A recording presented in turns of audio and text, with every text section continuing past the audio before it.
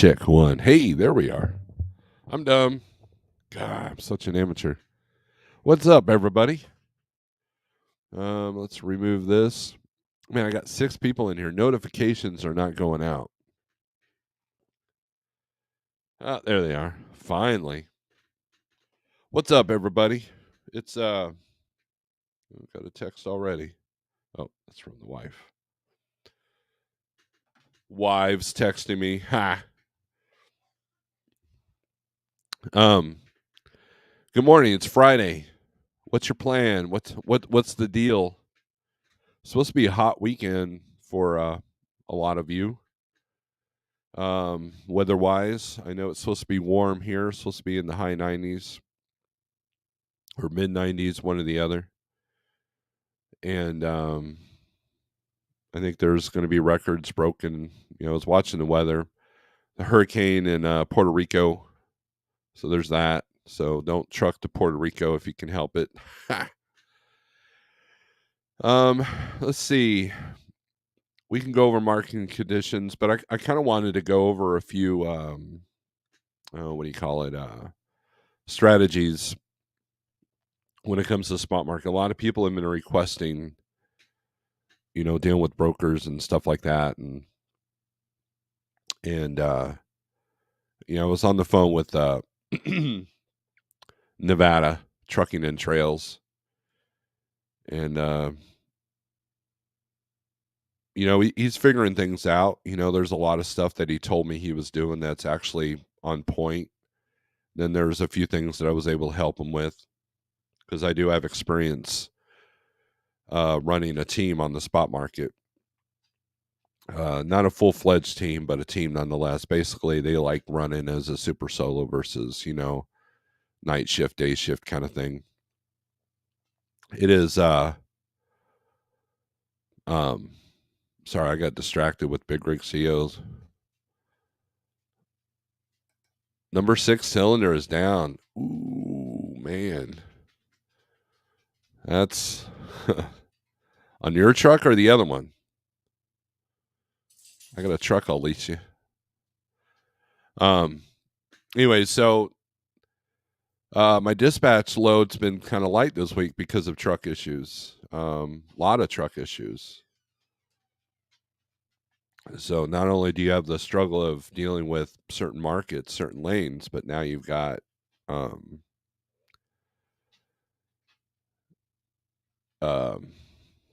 you got truck issues, right? So let's do some shout outs. And then if you want, I can bring the link up if you're wanting to come in, Big Rig CEO, and talk about it. Tell me about it. Mine time to go fishing. Okay.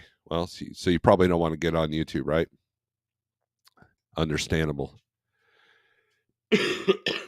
And yeah, you know, what do you do about that? You know, kind of a stuff. You know, a lot of people are curious about that because, you know, at some point, if you're an owner operator, you're going to deal with that. Could be a new truck, could be a used truck, could be, you know, look, we've got a driver down now here at Like Trucking that got his oil changed at TA and ran the truck with that oil for several minutes. Now there's a big litigation and I mean, this is a guy that he maintains his equipment well. He's a very safe driver, very good business owner, and something out of his control, you know, puts a wrench in your plans. And that's the reality of the industry that you're dealing with. You know, that, you know, like me, I became an owner operator for the freedom. You know, I want to choose what I want to do and I want to have control, but sometimes you just don't have control. So, wife, if you're watching, let the dog in the room. I think he's in kind of a pain. So, anyways, we'll do some shout outs and we'll put a link up if you want. Jose, good morning. Grafton, good morning. Max Force, hello. Running Aces, good morning. Your name always makes me feel, you know, think of the song Aces High by Iron Maiden, which that's my mug this morning. I can't do the smile commercial thing if you can't see the mug. I got this main mug at the truck stop in Cuba, Missouri, exit 208, sorry. And there's a rumor that TA Petro has bought that truck stop. So they say that Dottie's is going to stay for at least 2 years before they decide to give them the axe. So, the quality and service is going to be excellent at that point, right? And, and that truck stop, I always loved exit 208 because there was always parking. Always. Now it's going to be a TA Petro. Yeah, and they're going to turn half that lot into paid parking. Hopefully they'll fix the lot, though. Hopefully. But that was an Ambest. Now it's going to be a TA Petro, so that's interesting. They're buying up all the good old truck stops. WT Johnson, good morning. Pigtail, good morning. SST, good morning. Eugene, you need coffee. You guys, you got to listen to Death Clock's Duncan Hill's coffee jingle. That's the best death metal coffee song ever. I could not done any better. Parking the truck and ready to go to long haul next week. Wow. That's what you got to do, right? CDN, good morning. We already mentioned about James's number 6. Rates keep dropping. There's no negotiating. Depending on where you're at, short game has literally disappeared. Excuse me. Still dealing with this post-COVID stuff.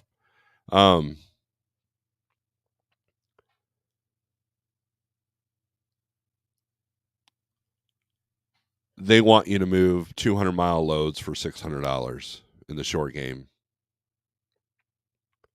Absolutely not. Don't do that. Especially, and they got it set for it's not even straight through. It's not even straight through. Now, if it's straight through and it gets you to another good paying load, then yes, it makes sense to do it. But if it's not straight through,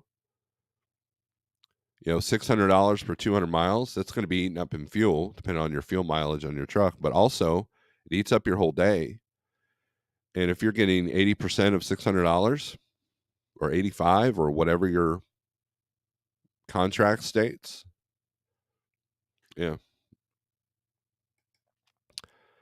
TA moved in 2 days ago. Oh, okay. Shoot. Sometime if we could go over what's included in carrier packets. Oh, we can do that, WT. We can do that. Jerome, good morning. Daryl Worth, I'm finally going back to work. Truck was in the shop for a new cam and oil leaks. 4 weeks of vacation coming to an end. Well, hopefully you're able to get a few things accomplished.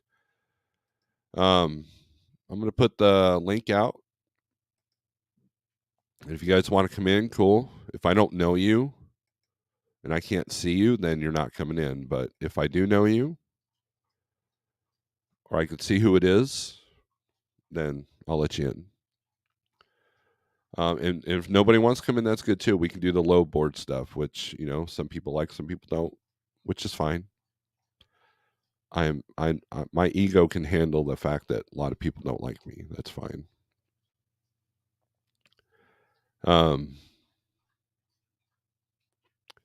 My internet's been kind of weird here lately, so reading my 1, 2, 3. Celebrate National Truck Driver Appreciation Week. Ugh.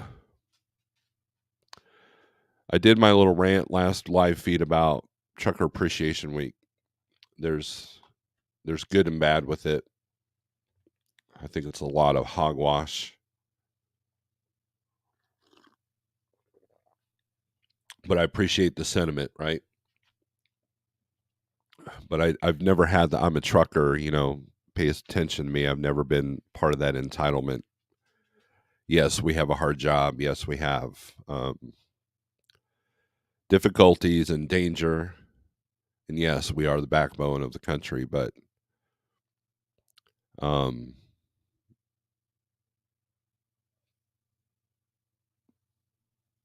the people that truly appreciate drivers don't have to flaunt it. Don't have to sit there and use it as a advertising tool to promote your company. Hey, we at Pilot Trucks, we really appreciate the truck drivers. Yeah.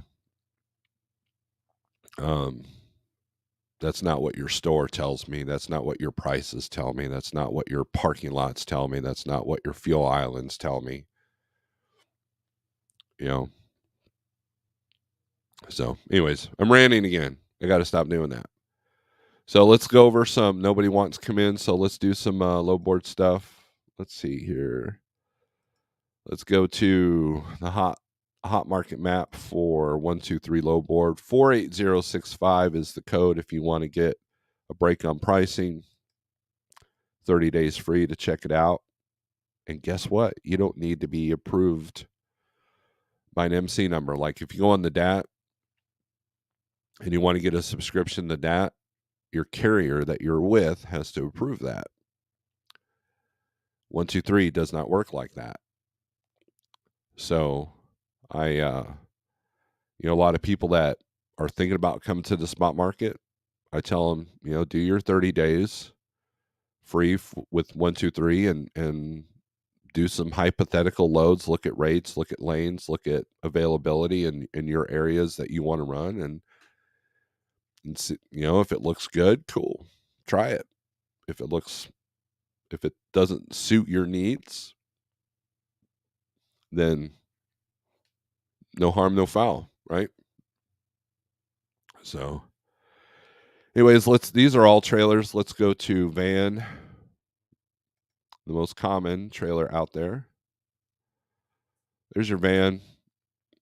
I'm seeing a little bit more orange here. That's concerning to me. And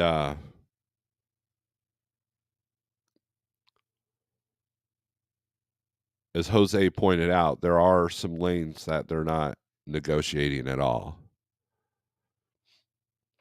One of my normal brokers has stopped negotiating with me for the most part. Actually, two of them. And it gets kind of frustrating. And that's where people are like, well, see, that broker relationship didn't do you any good. No, it still does me good. They're still within where it needs to be. They don't price gouge me and I don't price gouge them. That's how it works. That will take you a lot further than trying to price gouge every single broker on every single load. Because right now you can't do that. So this is van.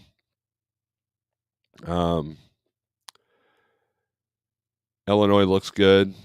935 out, 901 in, 52 intrastate. Illinois intrastate's a little bit more difficult to get if you're a small carrier. Indiana looks pretty good.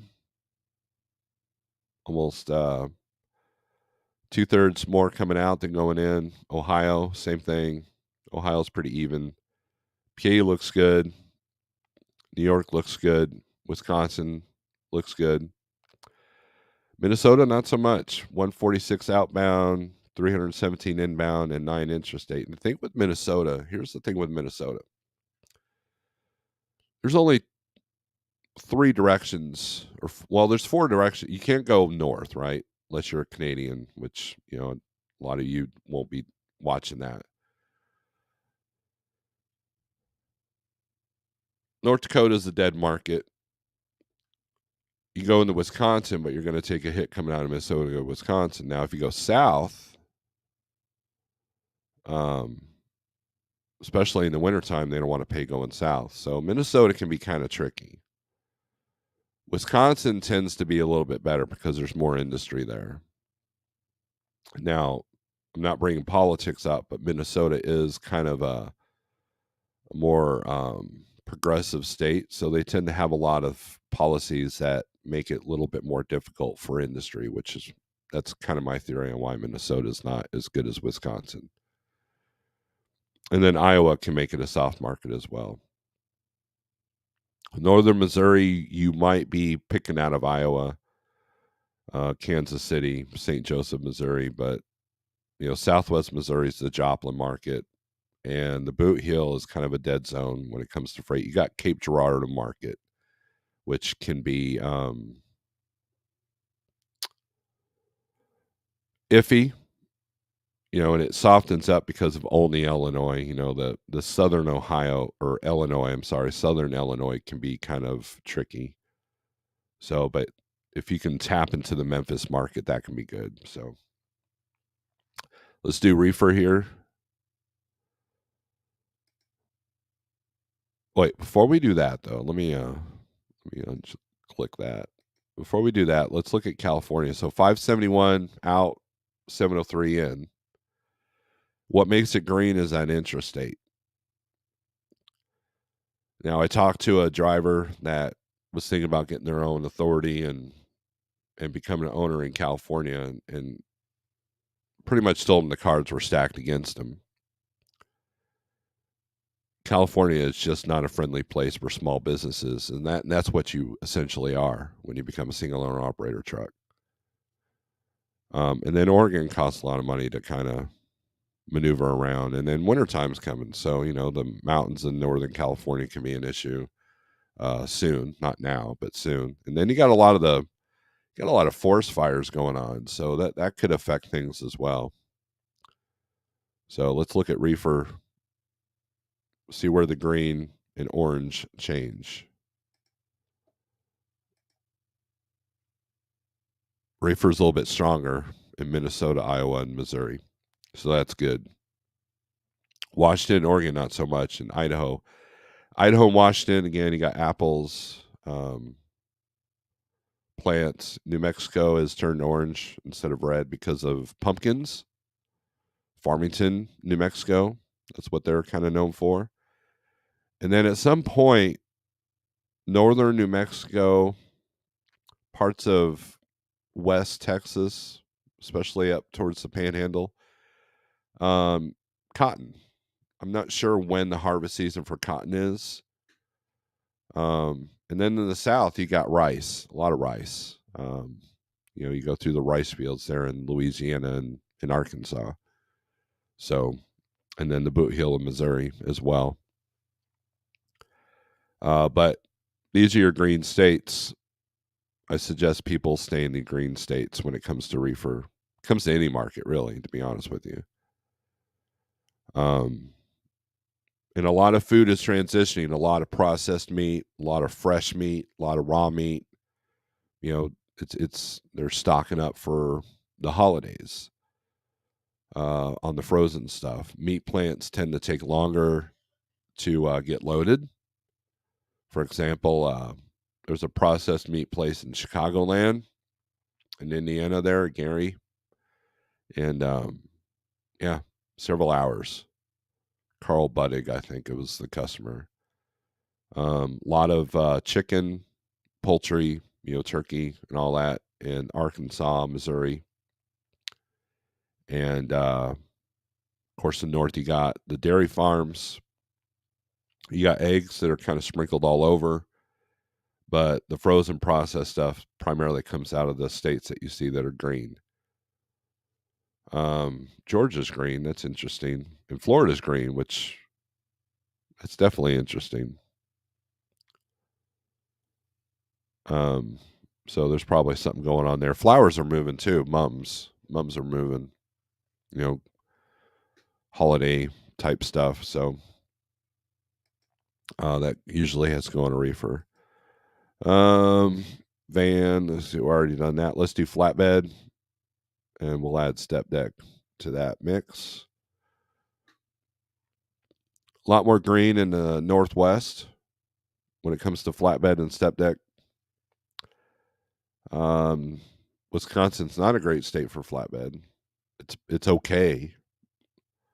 But the Southeast, of course, doing its thing. I believe Christian Trucker did an update. He's been running flatbed for a minute. So now, if you guys remember, I did a video trying to sell his trailer. Go check it out. I don't know if it's still for sale or not. He hasn't told me to take the video down. I told him, that kind of stuff. Mr. Wilson, I put the link up if you want to come in. Um,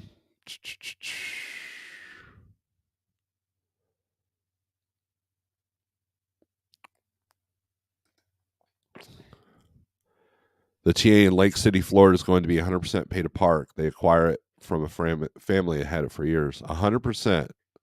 Yeah, it's going to get to the point where it's going to be few and far between of finding places to park that won't charge you. And then you're going to see an increase in people wanting to boot your truck or increased fines for not parking. So it's trucker appreciation week, right? Yeah, we appreciate you having to pay for parking so we can make money just off the parking lot alone. Good morning, fella. Stuart, what's up? Pigtail Acquired Taste. Marketing by ATA. What's up? Says Bull of the Woods. Line at the beacon is long. Going to be a minute. There you go. Anyone know a video that gives a breakdown on how an owner-operator can set up his business and truck to run into Canada? I'm sure it's out there if you Google it or put a YouTube search on it. In 34 years in this industry, I have seen, but this is out of the normal low. Yeah, I agree with that. Let's see. Good morning, chat. Killians, what's up? I emailed you back, Killians. I don't know if you got that message. If you needed anything more than that, if so, you can just email me your number. We can have a conversation. Florida's a lie. The lobbyist blowing smoke down here. $1.30 to haul loads out of this state. It's always it's kind of always been like that. I'm not sure why it's. I mean, look, just because the state's green on this map doesn't mean that you're going to get a good rate coming out. That's what throws a lot of people off. Is just because volumes are good somewhere doesn't mean that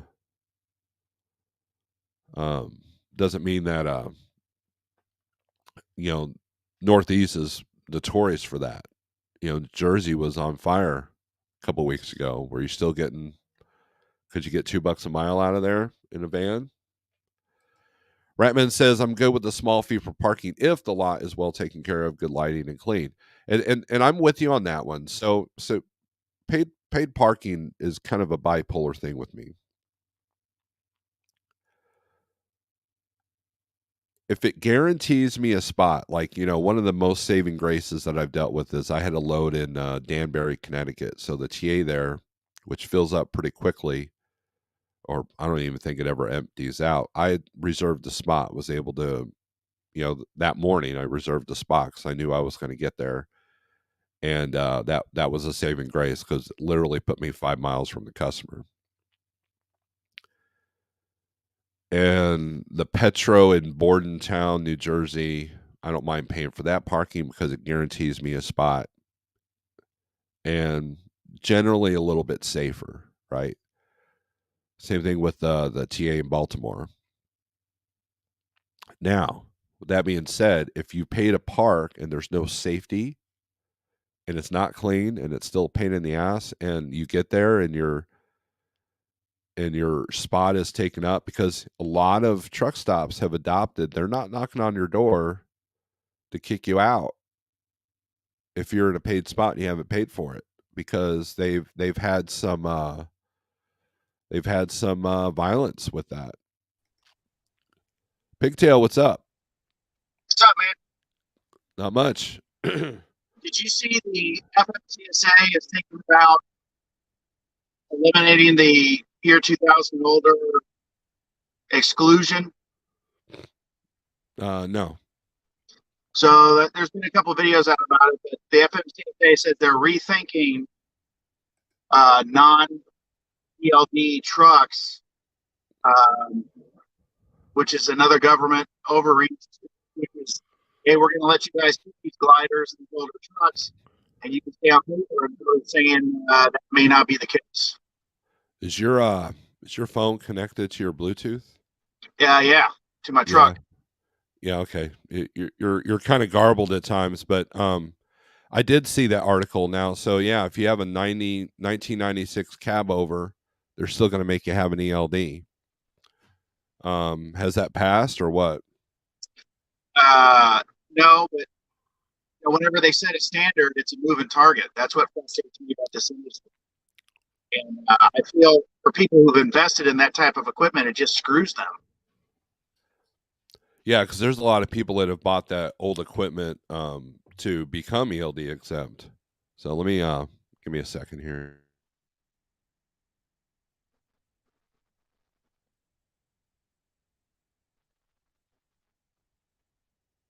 All right, I'm back. Youngest is going to school. Always got to do the out greeting. Truck almost done. We'll have it done today. Please plan for Saturday possible. Okay, we'll do. I missed the road, but I'm glad I'm off of it. Says SST. 10-4, buddy, got the email. Just a little busy. Would like to have a conversation sometime soon. Excellent. Yeah, just email me your number. Rick is civil and respectful. There you go. And Mr. Mallory's in here. Thank you for coming in. So I see you're in the truck. I'm at the Blue Beacon. Oh, which one? One up in Kansas City by Worlds of Fun. I don't think I've been in that one. Is that a new one? No. No? Huh. But there's I don't know, Flying J across the street or a Pilot. I can't remember which it is. Oh, okay. Right across the street. Oh, okay. I don't remember that one. That's interesting. It's kind of tucked away. Oh, okay. It's not something you see from the interstate. You can just catch a glimpse of the line if there's a line. I wasn't paying attention because I was listening, not watching, listening. Uh-huh. I didn't see the line. Now I'm in the line, and the line is long.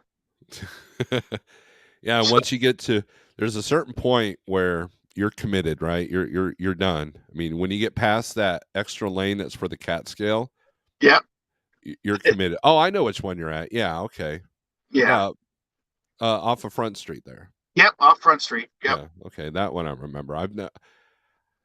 Yeah, you got to be in that Flying J to see if that line's long, because it's one of those that you don't see the line until you're in the exit, and then you're committed at that point. Pretty much. Yeah, So, I'm in line. I'm committed. Yeah. Are you going to wash out or just washing the truck in general?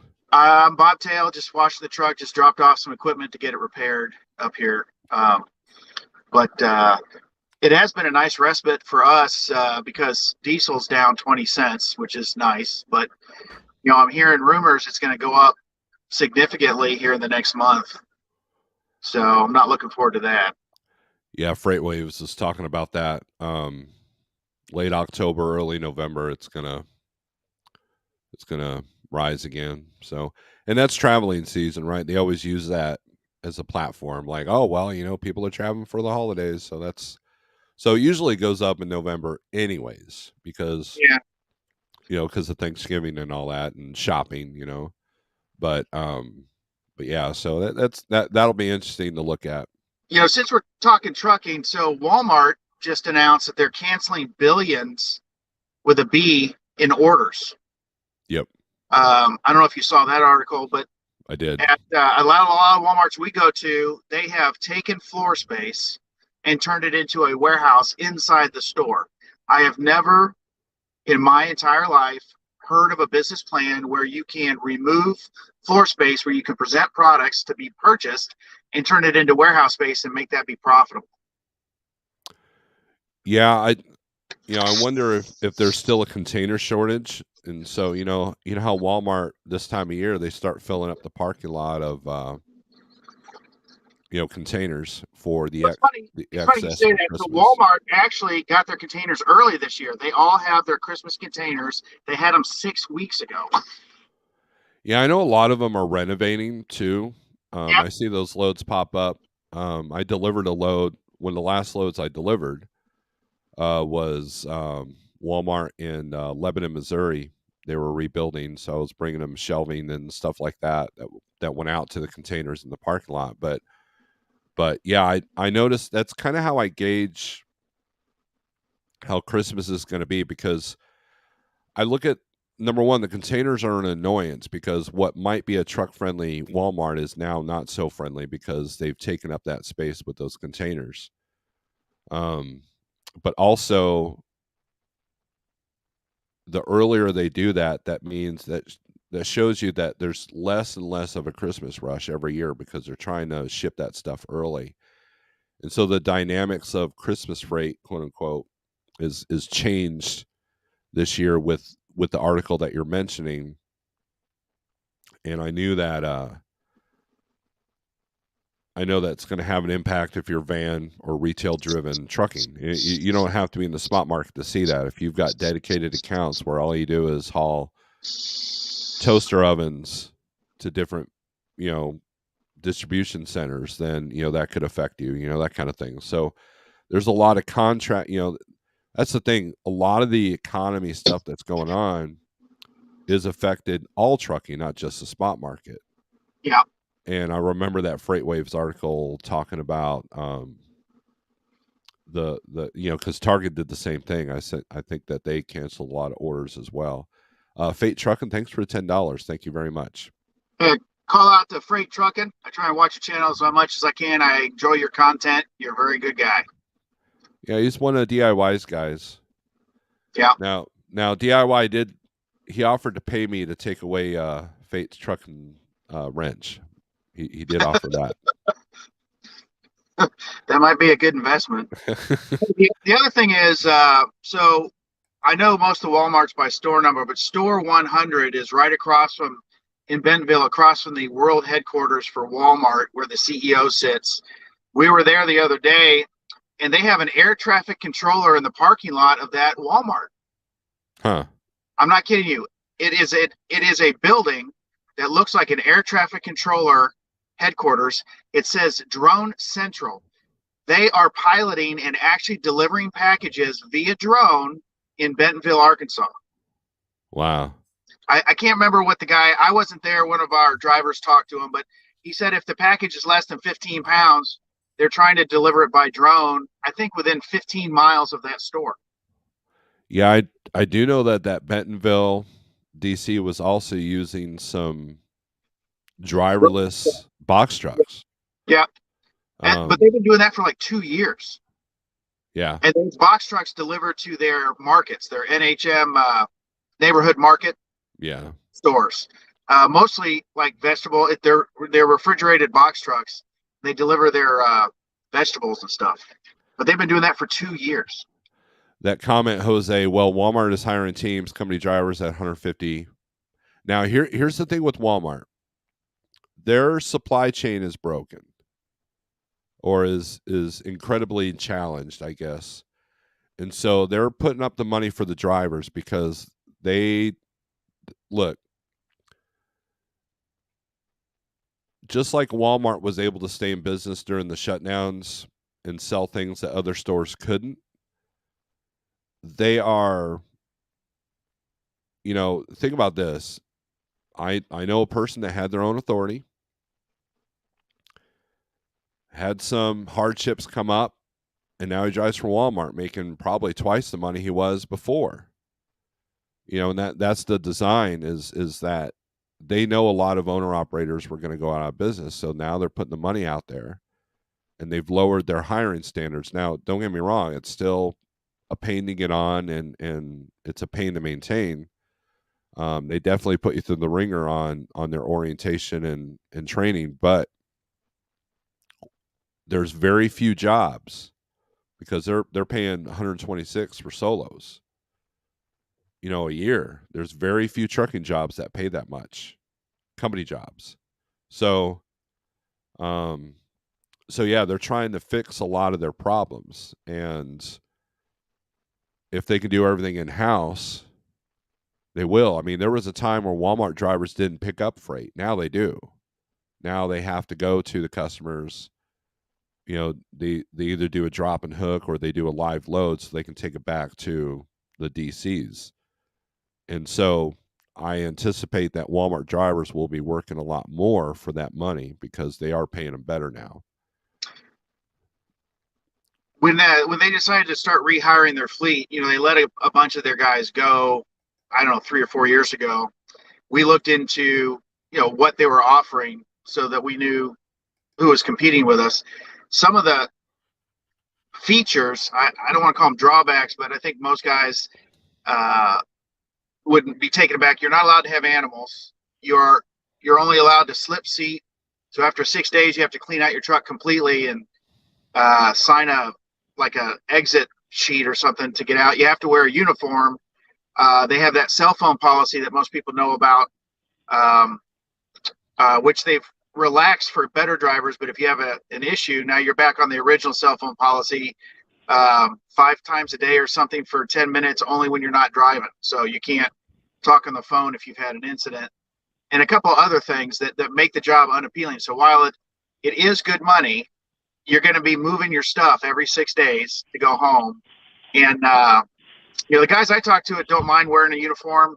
That's not my style, but it's not for everybody. But, pros and cons. Do you want the money or do you want the restrictions that come with it? Hey, Right. CDN. Morning. What's up? How's it I'll going? get off. I'm going to go wash my truck. Thanks. All right. Thanks for coming in. Morning. How's it going? How you doing? Good. Oh, it's been a minute. Yeah.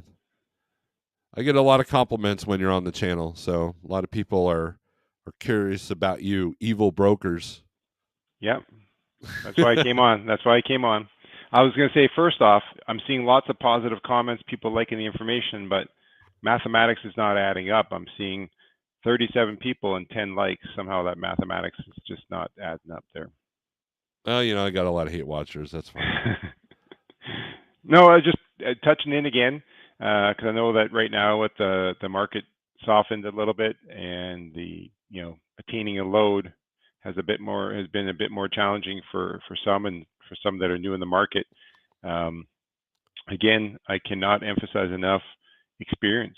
And I think that some of the challenges with some of the folks that are jumping into the market, they've had no sales type related experience or customer service related experience. So they know how to run the truck, but and there's nothing wrong with coming in the market and doing it, but you have to respect that there's a process. And I think that I cannot emphasize two things enough. One, if you're new to the marketplace where you're on the spot market and you don't have that sales background, two most important things. One, you need to find yourself one or two mentors, someone that you trust, that will not just yell at you like, oh, that's stupid, you said it this way, that way. No, someone who's there to actually help you. And secondly, arm yourself with books, whether that's audio or purchase them on Amazon or wherever, or download them on your reader. Mm-hmm. You need to invest time. Like, no YouTube, you're not fooling around. If you really want to master this marketplace, you got to study. When you're calling a big broker like C.H. Robinson and you're talking to the folks there and you just think, oh, this guy's just something, oh, all I got is this and I got all that. Yeah, there's a game going on. We all know that. However, with C.H. Robinson and Coyote, remember, I think if I'm not mistaken, Coyote's now owned by UPS, if I'm not mistaken. Yep. And don't tell me that C.H. Robinson and Coyote, they have national account executives. Those folks at the national account executive are not just two-bit people. There are folks that they may have been a rep for Procter & Gamble. They may have been a rep for food companies. In different industries, they have significant sales where they've managed portfolios of multi-million-dollar accounts. So they have these top-notch folks securing this freight, and then yes, they're using the newer agents to help book the freight. But I'm again, I cannot underestimate, when you as a carrier, I know a lot will disagree with this concept, but the fact that you can wake up, you own the truck, yes, you have all the investment. We can talk about that, for days. But the fact that you can wake up, turn on a web page, click on where you are, and look for loads and start calling people and get a load is pretty huge. It takes a lot to get to that level. Mm-hmm. Because if you wanted to say, yeah, I'm getting tired of these brokers, so I'm going to go out there and get my own customers, that's perfectly fine, totally doable. However, if your truck is empty and you need to achieve your dollar figures this week, you call some shipper. Let's say you're so successful, You call and they say, yeah, we could use Teams, or we could use a single, we could use your type of equipment in the lanes. And they say, yeah, we got freight that goes from here to here. And yeah, we go there, and you start discussing stuff, and you're mentioning some rates, and it doesn't seem like they seem to be somewhat willing to work with you there. Well, even if all this is good and dandy, by the time you set up credit applications and things of that nature, it's a 2 to 3 minimum, at least a 2 to 4 day process, if not longer. And some bigger shippers have contracts where all of a sudden you'll start getting into the contract and you're going to say, I don't like that. Well, if you don't like it, then unfortunately we can't work together. Because there's a lot of big shippers out there that flex their muscles. They dictate, they'll say they'll have a fuel surcharge program, and you'll say, this is way below the market. Well, this is what we've been paying for 20 years. They have detention charges. Well, that's way below the market. We've been paying this for a lot of years. I have a question for you. So, as a small carrier, when is the best time to negotiate with direct customers? And the reason why I bring this up, because it's of my opinion or theory that the best time to negotiate with direct shippers is when the spot market is insanely high.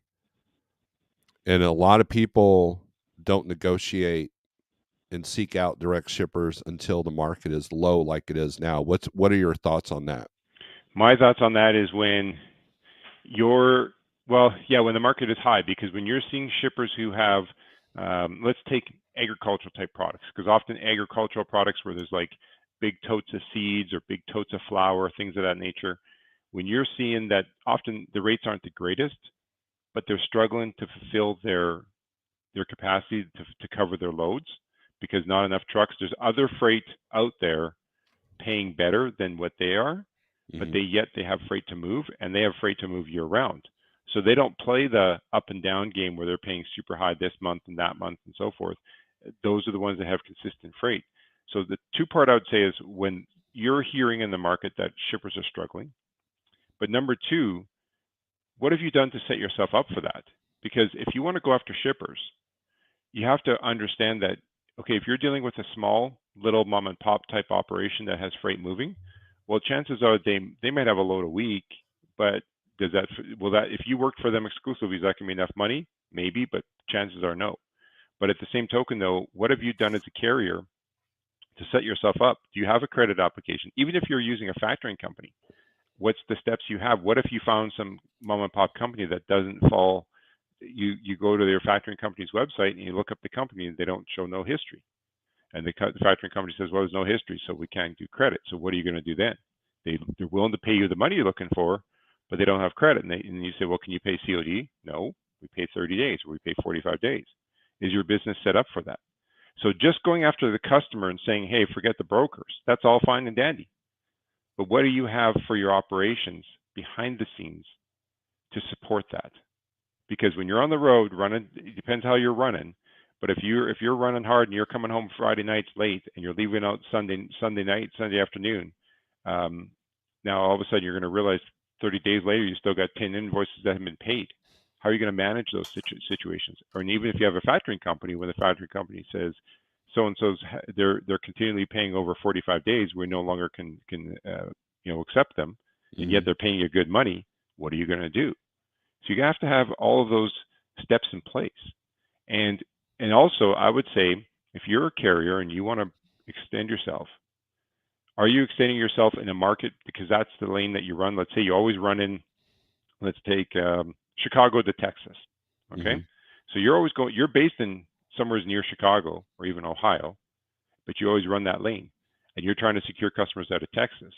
Well, it can work, but again, you're going to run into that challenge with getting the loads covered, having enough freight. So how much are you willing to invest to get that secured business? Meaning there's lots of creative ways you could do things. For example, if you're just one truck, but yet you got this great connection, could you go out there and rent or purchase a second trailer? Then you have to find a local drayage company that helps you out where they, can say just the way you're running, you've made this connection, you've secured the business. So you hire a local company and that can go hook up, get the trailer loaded, they bring it to their yard. You have an arrangement, you hook up, you drop a trailer, they bring the full for you and things of that nature. Like how in depth do you want to go? So it all depends what lane you're running, what kind of, I would say first and foremost, is what kind of customers are you going after? And I think we'd all agree, if you're a small carrier, you're not going after a Procter & Gamble warehouse. And often a lot of these warehouses that you go by and you went in there to give your card thinking you get the business, it's just a bunch of staff in there. There might be a manager that oversees the staff, but they get directions from their head office, which could be in a completely different city or state. And so it's a lot of rigmarole to figure out how that freight is getting booked out of that facility. So you have to, and then what have you done to advertise yourself? Like usually I would think, if you're just bebopping the spot market and you're like, okay, I've been there, done it, got the t-shirt, it's been fine, but I'd rather have a little bit more consistency. What are you doing locally? Do you have a web page even? What have you done to create a presence for yourself? Do you have a web page? Do you have a LinkedIn profile? So if someone looks you up, they see all this consistency. Your website shows some pictures of your freight. You tell your story about your company. Do you have a tagline? If you really want to get direct, I would say instead of just carrying that white box trailer, you may want to invest in getting logos on your trailer. Make yourself look like in a company bigger than what you are, right? So there's 1,000 things you can do, but I think it's all about what stage of your business you're in and the readiness to manage customers. And if you're prepared for that, the world's your oyster. Those are great points. The other thing I'll bring up, and correct me if I'm wrong, correct me if I sound like an idiot, but if you're picking up at P&G, the actual shipper customer is Walmart or Target, or so when you go to, like, let's say Procter & Gamble, Lima, Ohio, I constantly take a lot of loads out of there that go to Fulton, Missouri. Dollar General is the one that's in control of that scenario. It's kind of like if you order plywood from Lowe's, you're essentially the shipper. You're just utilizing the store in their truck to bring it to you. And that's essentially what's happening. So maybe you don't want to talk to Procter & Gamble. You want to talk to Walmart. Hey, how many of these loads can we move for you? I know it's a little bit easier to kind of get into some, like for example, a dog food place that sells nothing but, or ships nothing but dog food. That's a shipper that you want to go to. So, well, here's my tip. My tip would be this: if you really want to get into that customer game, is this: if you're picking up at some facility, at some warehouse, and it's a company there, and you're thinking this would be great to work direct with them, first thing you do, look at the names on the bill of ladings, the shipper consignee, and look at the name of the products, and go to the website, and you can tell what you're always trying to do in the world of sales of freight is identify, is the company you're working with, excuse me, is a manufacturer or are they a distributor? Yeah.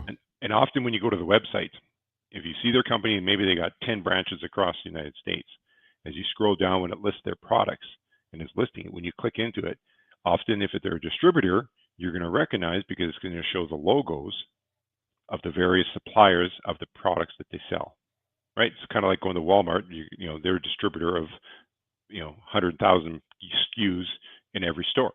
Mm-hmm. So if you take a lot of times, let's take an example of a rental company, a rental equipment company.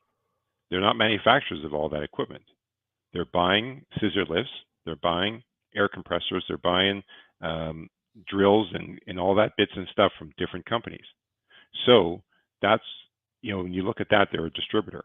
If you take some food, there's other dog food companies, the warehouse that you could be shipping from could actually be a distributor. Kind of Right. like a food companies, like often a lot of restaurants. A lot of restaurants, they purchase from one central company that delivers. I think, I can't remember who it was. Somewhere I've seen there was some guy that's what his job was. It's kind of like when they go to a restaurant, inside that truck will have the cups, the meat, the beverages, the butter. Sonic's like that. Yeah, Sonic. Yeah, that's an example of that. So now the game would be with, if you want to work, you're not going to be, your goal then is not to work with Sonic, because Sonic is the end distributor. What you're trying to find out is figuring out what products are getting delivered there. You want to figure out all the manufacturing companies that are getting it shipped to the Sonic's distribution centers. How's that freight getting there?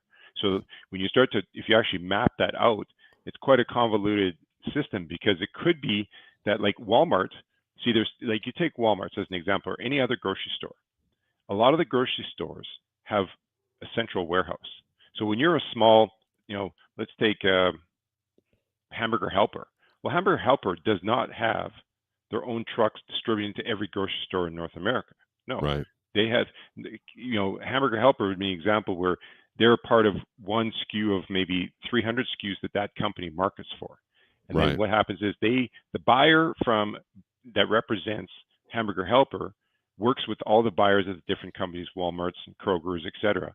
They make a deal saying, hey, we're going to it's coming up Thanksgiving. We got this nice special little quarter pallet we're going to build, and we're going to ship them out to the Walmart distribution centers. And then it's going to be a forced distribution where all of a sudden they're going to send, depending on the store size, one store might get 4, one store's going to get 2, and then it's all this distribution stuff. So it's all done through the buyers.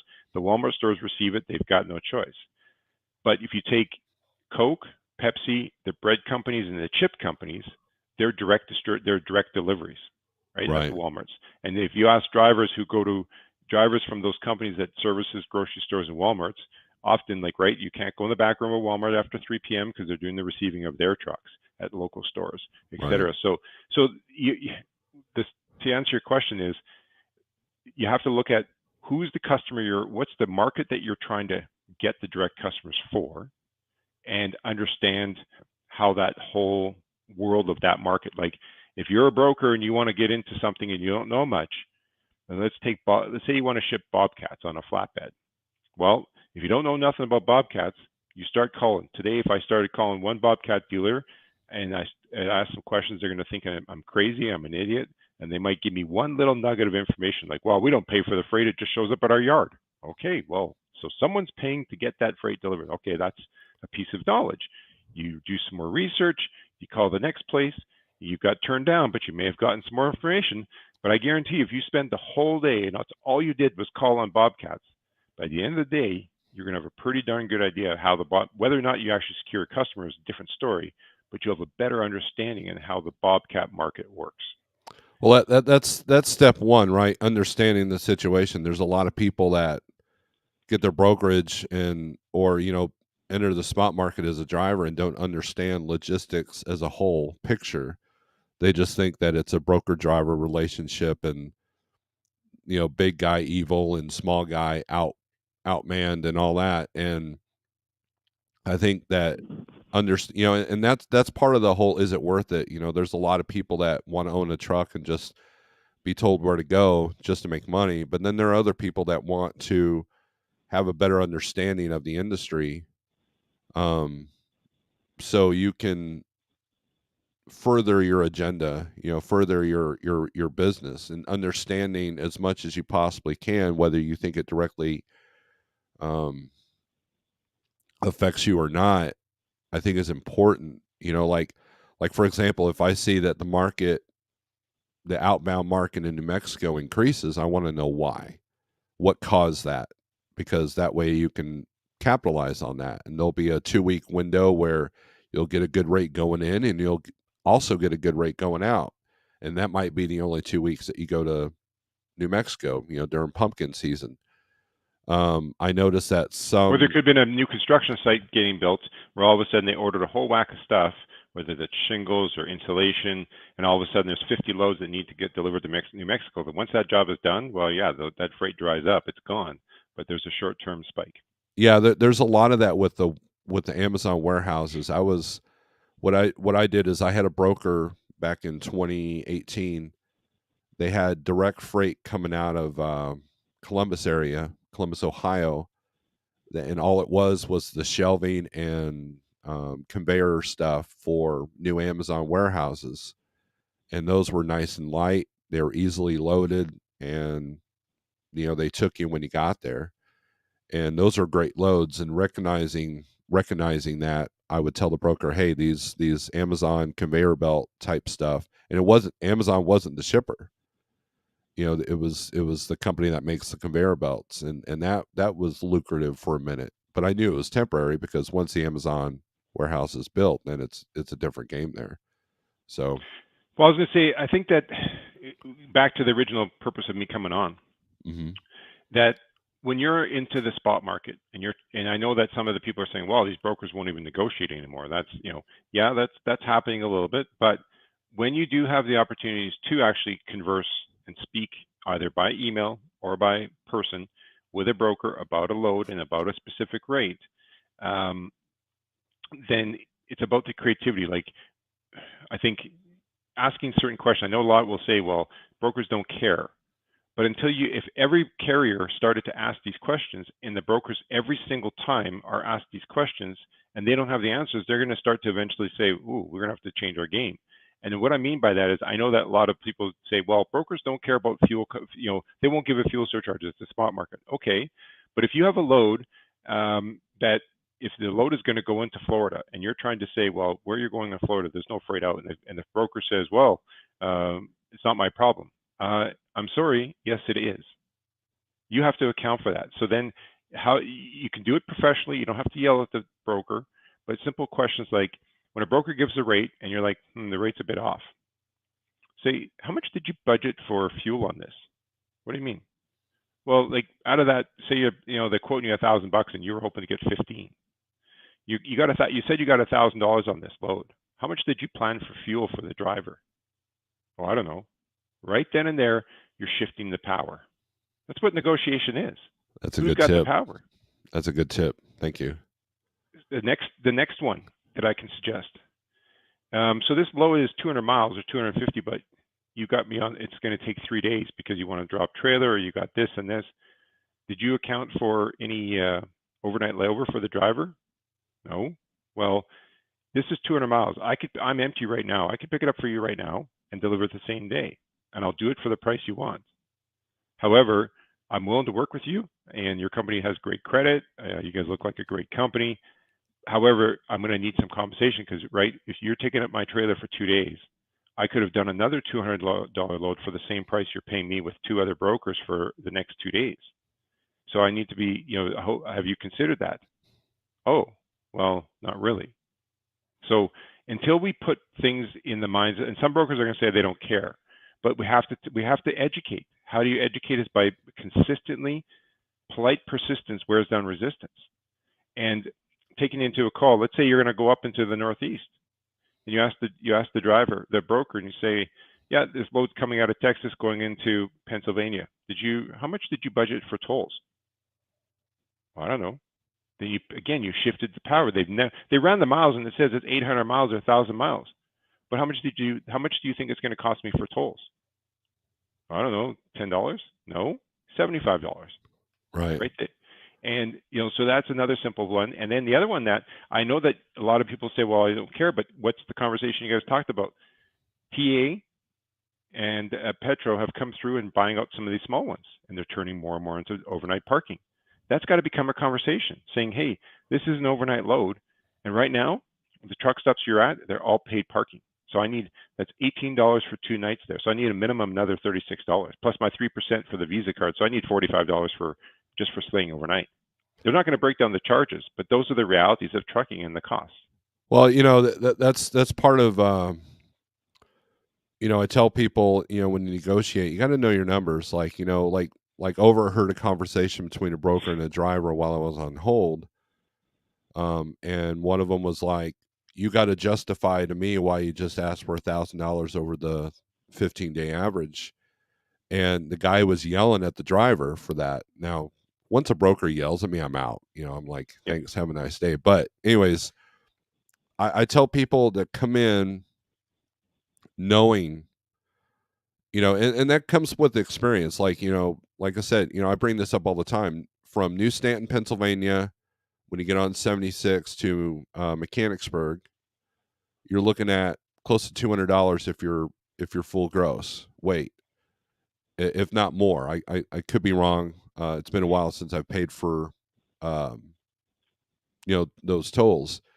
And so if you don't know that it's an extra $200 tolls, you're like, oh wow, they increased the rate on this. This is a good deal. And then at the end of the day, your net is zero. It takes time to know that, and you have to know that stuff when you negotiate. Now, a lot of these agents or these people are making $10 an hour just to answer phones. They're not going to know that, but then you can kind of have the conversation to put it in their head so they're more well prepared.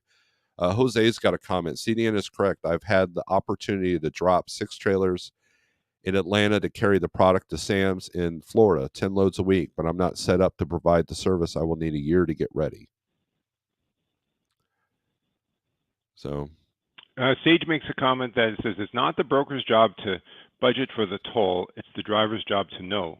But Sage, the whole point I'm trying to help out these drivers that are new to negotiating in the spot market is that if you again, what I mentioned is the word power in negotiations.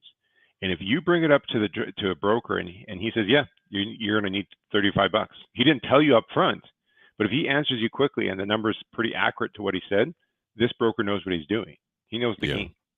But if you catch a broker where they're like, oh, I don't know, I didn't look at that. That's a power shift, saying, well, this lane here, you're going to have tolls. We're going to have to pay it overnight parking, and you're taking up my truck for this. That's why I need the extra $500. Oh, I guarantee you, it may not work the first time, but unless you're hammering it over and over, brokers that have freight in that lane will start to realize, hey, I need to account for this. They're just here's my perspective. If a load says it needs a 24-hour trailer drop or has any uniqueness, that's not a straight through like pick up at 2 o'clock, 200 miles, you can deliver at 8. You're picking up at 2 o'clock and you can deliver at 8 o'clock the next morning. That'd be normal load for something like that. But if there's anything odd, like it must sit for 2 days or you have to, whatever the case is, the minute there's odd things required for this load, the 15-day average is out the door. right. It's about time, right? You have to take the time. So that's why when you're new to the spot market, if you're running a fancy brand new truck, at the beginning, you're going to have to take some crappy rates and some loads, only for the purpose of, it's kind of like, Steve, when you came on, I'm not a YouTube expert, so I can't say it, but I can say I've done enough research about it, is when you become a YouTuber, the first 50, 75 videos you make are not going to be great. And Right. they're going to be, but guess what? Once you pound them through, you learn yourself, you learn your audience.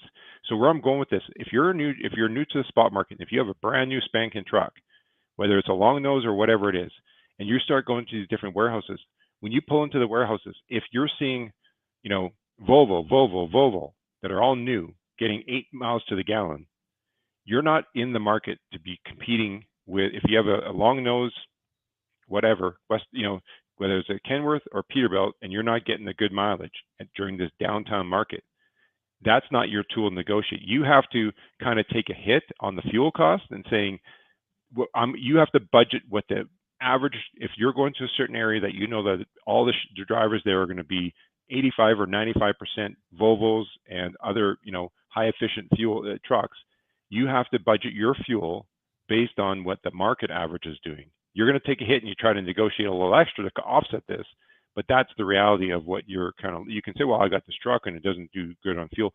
As we all know, brokers don't care. But when you're looking at a market to can be competitive, and the other tip I was going to say, this sounds crazy and a lot, but I bet you no one would do it. I'm curious. I'd really be curious to see if any driver that's out there that's a solo driver, whether an owner operator for a company or you're on your own, but you're 1 or 2 truck authority. You book a load with a broker, whether you upcharged, you got the extra money you're looking for, regardless. Take a 2-minute video, stand in front of your truck, introduce yourself, do a quick walk around saying, hey, John, hey, Sally, this is Rob, I'm your driver. Truck number 576 is going to haul your load number 75462. We're empty. We're heading to your shipper right now. I just wanted to quickly show you that we've got whether you got an older truck. I got a 2016 Kenworth T80, 880 or T860, and then I got this trailer. It's this year. And you walk through, open the doors. Hey, I just spent the last 20 minutes. I swept it all out. It's nice and clean for your shipper. Looking forward to working with you in the future. If you have any questions, I'm going to drop you a link. Here's my tracking, or I'm going to connect to the app that you asked me to. Just imagine if you did that. Will that set you apart from all the other brokers the carriers that broker is dealing with? And what about if you're booking ahead for a load next week where you're bidding on a load for a week from now and you're trying to get some good money? Maybe you send the broker the email. You're saying, hey, I'll do it for whatever, $3,500 or $5,000. And the reason I bid 5 is because you're going to have tolls. We've got so forth. These reasons. And then you follow up with a link Same thing. Just saying, hey, this is so and so. I just here's the email I sent you.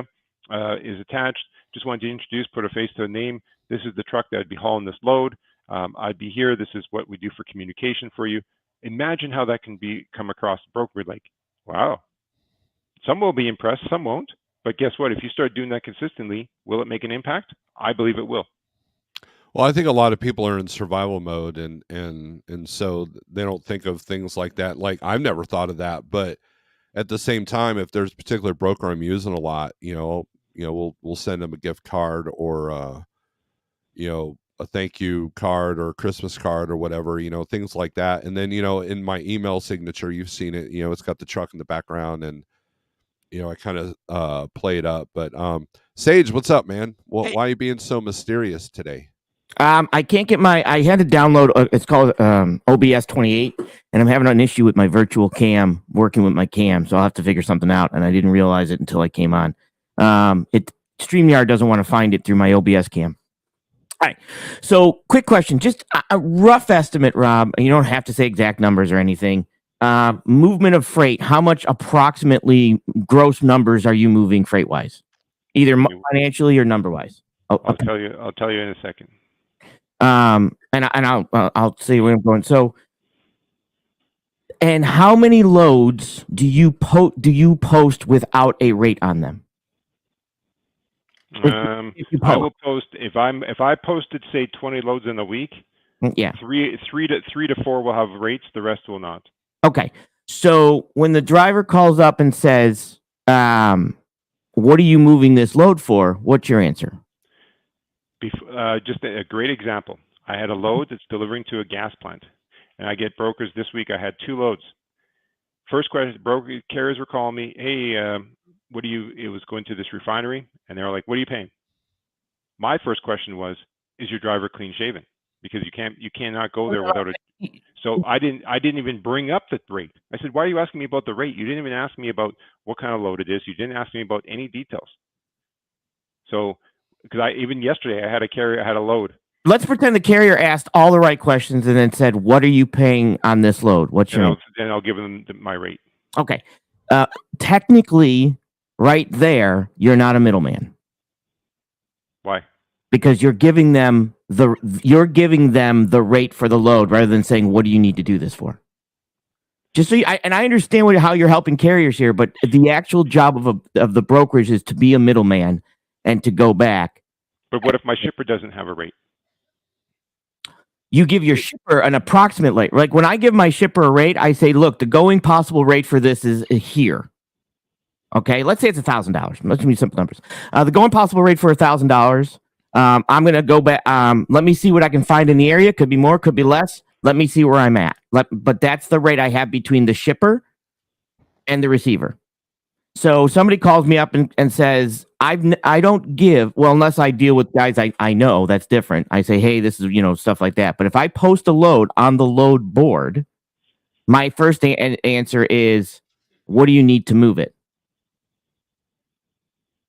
Because at that point, it's not my job to determine what they need to move it. It's their job to tell me.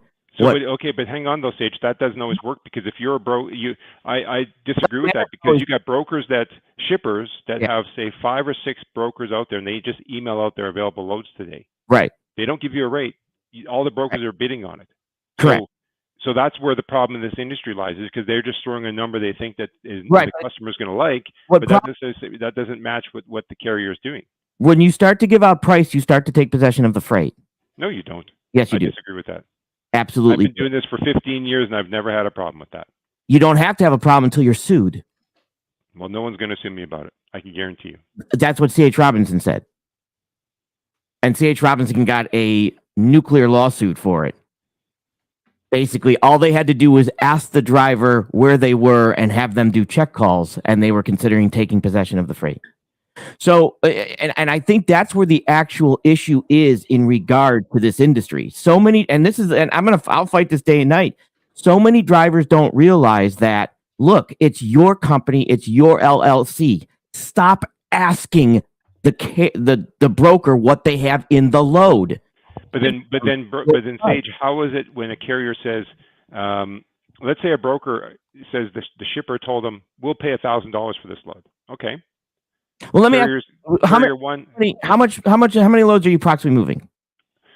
Okay, I'll give you the numbers here. So last fiscal year, which is October 1st to September 30th. Simple month. Okay. So last year I moved 1,639 loads myself, and I did $1.2 million to $1,253,000 last year. Okay. Wow. I will give you my last month. Just a month. Okay, I'll give you hang on, last month.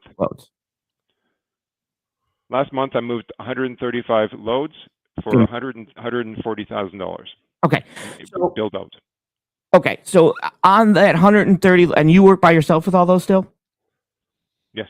Okay, so in regards to each one of these loads, like I said, if every carrier that you had was sending you all not that they shouldn't, but the issue is that you're one guy doing this, and when you're dealing with C.H. Robinson and all this other stuff, the person you're dealing, and I try to explain this, the person you're talking to on the driver is just a phone answering person, right? They're just a phone answering person. They're not a you. They're not a me, right? They're a phone answering person. So the issue that a lot of the guys are having is they think they're more than a phone answering person.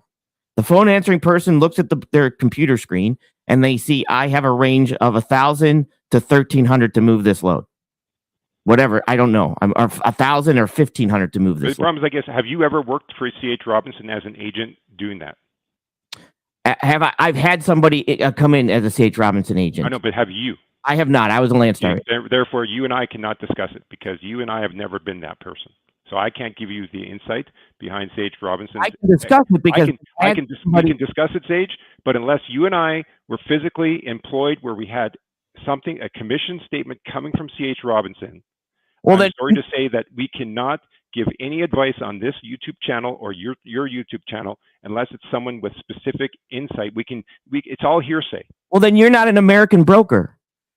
So you can't give you see what I'm saying? You still work with American. I have an MC number. I'm allowed to broker freight within the United States and cross border. Canadian. You don't know what you're a Canadian brokerage, right? But you've never. But my point is, it's just like me being a Landstar agent. I can talk about how I know what Landstar is because they've approached me and tried to take over my business. But I've never been an actual Landstar agent and know the inner workings of it. That I've had somebody a long time ago come from a C.H. Robinson who basically told me what they did. Okay, but here's the thing, Sage. Just like my business, I'm an agent, and how I do my business, I can guarantee you, I have an agent that is 360 degrees different than me. Like. They're 100, and they're the same company. It's the same. The load confirmation has the same logo and the same billing address, but yet how those people go to business and how I go to business are completely different. Have you ever been a carrier? No. Okay. Have you ever been a truck driver? Actually, yes. No, I have been a carrier. I've not been a truck driver, but I have been a carrier. You shouldn't be able to tell truck drivers how to run their business. Because you've never been a truck driver. Yes, I have. I've been not a truck driver, but pretty darn close. But I can tell you. Wait, Rob, you can't be pretty darn close to a truck driver. Either you have a CDL or you don't. I don't have a CDL, so I cannot tell the driver about his things, but I can tell a carrier about their operations. I can't tell about C.H. Robinson, even though I've had somebody work for me a long time ago who worked for C.H. Robinson. That's only one person. You'd need a mix of people to give. Because what if 10 people there and they have different? Setting the level exactly. How many? How many do I have to have just so I have the Rob qualified number? Minimum of 5 C.H. Robinson's agents on the screen at the same time telling the same story.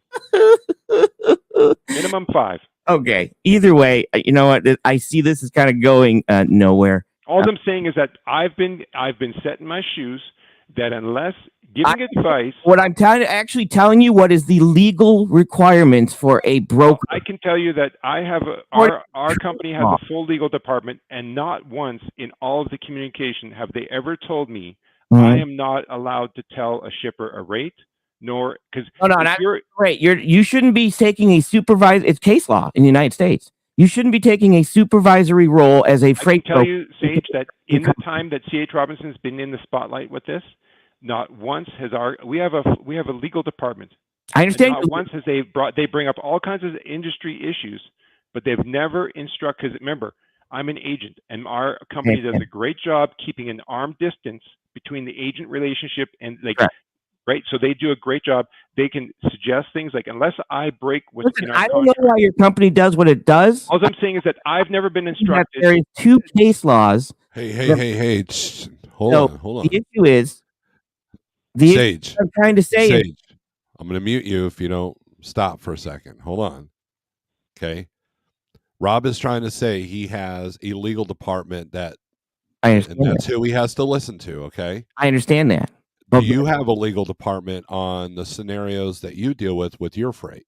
A legal department? I have a lawyer. Has your lawyer, so you have a thing from your lawyer where he actually wrote a letter to you saying, Sage, because of this, you better change your business operations? I presented the case law that came up and said, hey, how you presented it, but I'm saying, has he? How in depth is he with this? Dude, I don't know how lawyers usually you go to a lawyer. Lawyers don't come to you. So when I have questions, I go to a lawyer. Lawyers aren't out there saying, hey, Sage, did you know about this? I go to the lawyer, I present this new case law, and I say, hey, this thing that went to the Supreme Court, is this going to affect me? And when are you on the TIA board? Are you on the let me finish a statement board? I present the case to what they said, and what was stated by C.H. Robinson in the case law for this that went to the Supreme Court that they lost. And he said, yes, technically, here's the stuff. It's called a partnering agent. There is other case law according to this that technically you have to not take a supervisory role into a company's position, or you become, it's the same thing like, dude, you can't, even the AB5 thing, you cannot take a supervisory role in somebody else's company without taking possession of the freight. I can show you article after article, case law after case law. So what's your role? What do you do now then, Sage? So right now after this stream, you get an email from one of your customers. Sage, we got a new job. Yep. Going from a lane that you've never done before. Some little hick town in Iowa, going to some little town in South Carolina. You've never run that lane before. Yeah. And you need 10 loads. How do you, and they want rates. How do you, and you're not allowed to give rates. So how are you giving a rate out? So basically I say the approximate rate going for this is this. How did you get that? You can get it from Datboard. You can get it from. So you're telling me that when you have a hick town this with a wide load and flatbed loads, combinations where there's going to be wait times and all these things. So I look, I've been doing this for. I know you've been doing it, but I'm trying to say you need to share to the audience that how you distinguish with this new law. How are you distinguishing yourself now? Okay, well, a new lane. What does a broker do with a new lane where they don't have the knowledge? You ready? Go ahead. Okay. I can easily say that according to this closer town to this town, it's approximately this rate. Let me see what I can find equipment-wise through my network of trucks or wherever I could possibly get a rate from a truck that's in the area and see how much he will charge to do the load. And then I go to that truck and I say, I have a load of the following blah, blah, blah, blah, blah, blah, blah, blah, blah. How much would you charge to do that load? Right. So that's what you're doing. You're calling. So you would do a carrier search, call 5-6 carriers, get some numbers, and then present it to the customer. Correct. Just like any 3 estimates. Just like most brokers require 3 estimates when it comes to over-dimensional freight. Was that stated in the, now it could be 3, but my question is, I'll be honest, I have not read the full law case in the C.H. Robinson situation, so I'm not an expert on it. No, a lot of people will go, brokers will go get 3 quotes, take it back to their customer, and determine from there, right? But I guess at the same time, though, how do you quote a 19 axle load? How do you quote a 19 axle load to your customer? Well, first off, I would definitely be talking to some carriers, but before I call a carrier, I'm doing a bunch of research. No. Doesn't matter. 19 I'm going to tell you. Different. I understand that, but if I have any experience, I'm not going to be jumping myself into a 19 axle load, but I'm trying to tell you that here's what I would do as a broker. If someone presented to me, my customer says, Rob, we got this big load. Most shippers are not telling you it's 19 axles. They expect you to figure that out. Okay, let me give you this. Somebody wants you to quote a 200,000 pound load. How do you quote a 250,000 pound load? Well, I'm going to look at the area that it's coming from. Where do I probably hang on? I'm trying to get to it, Sage. But I'm telling you, it doesn't matter. And I'm telling you how you do it. You find the closest 19-axle carrier and you get the price directly from them.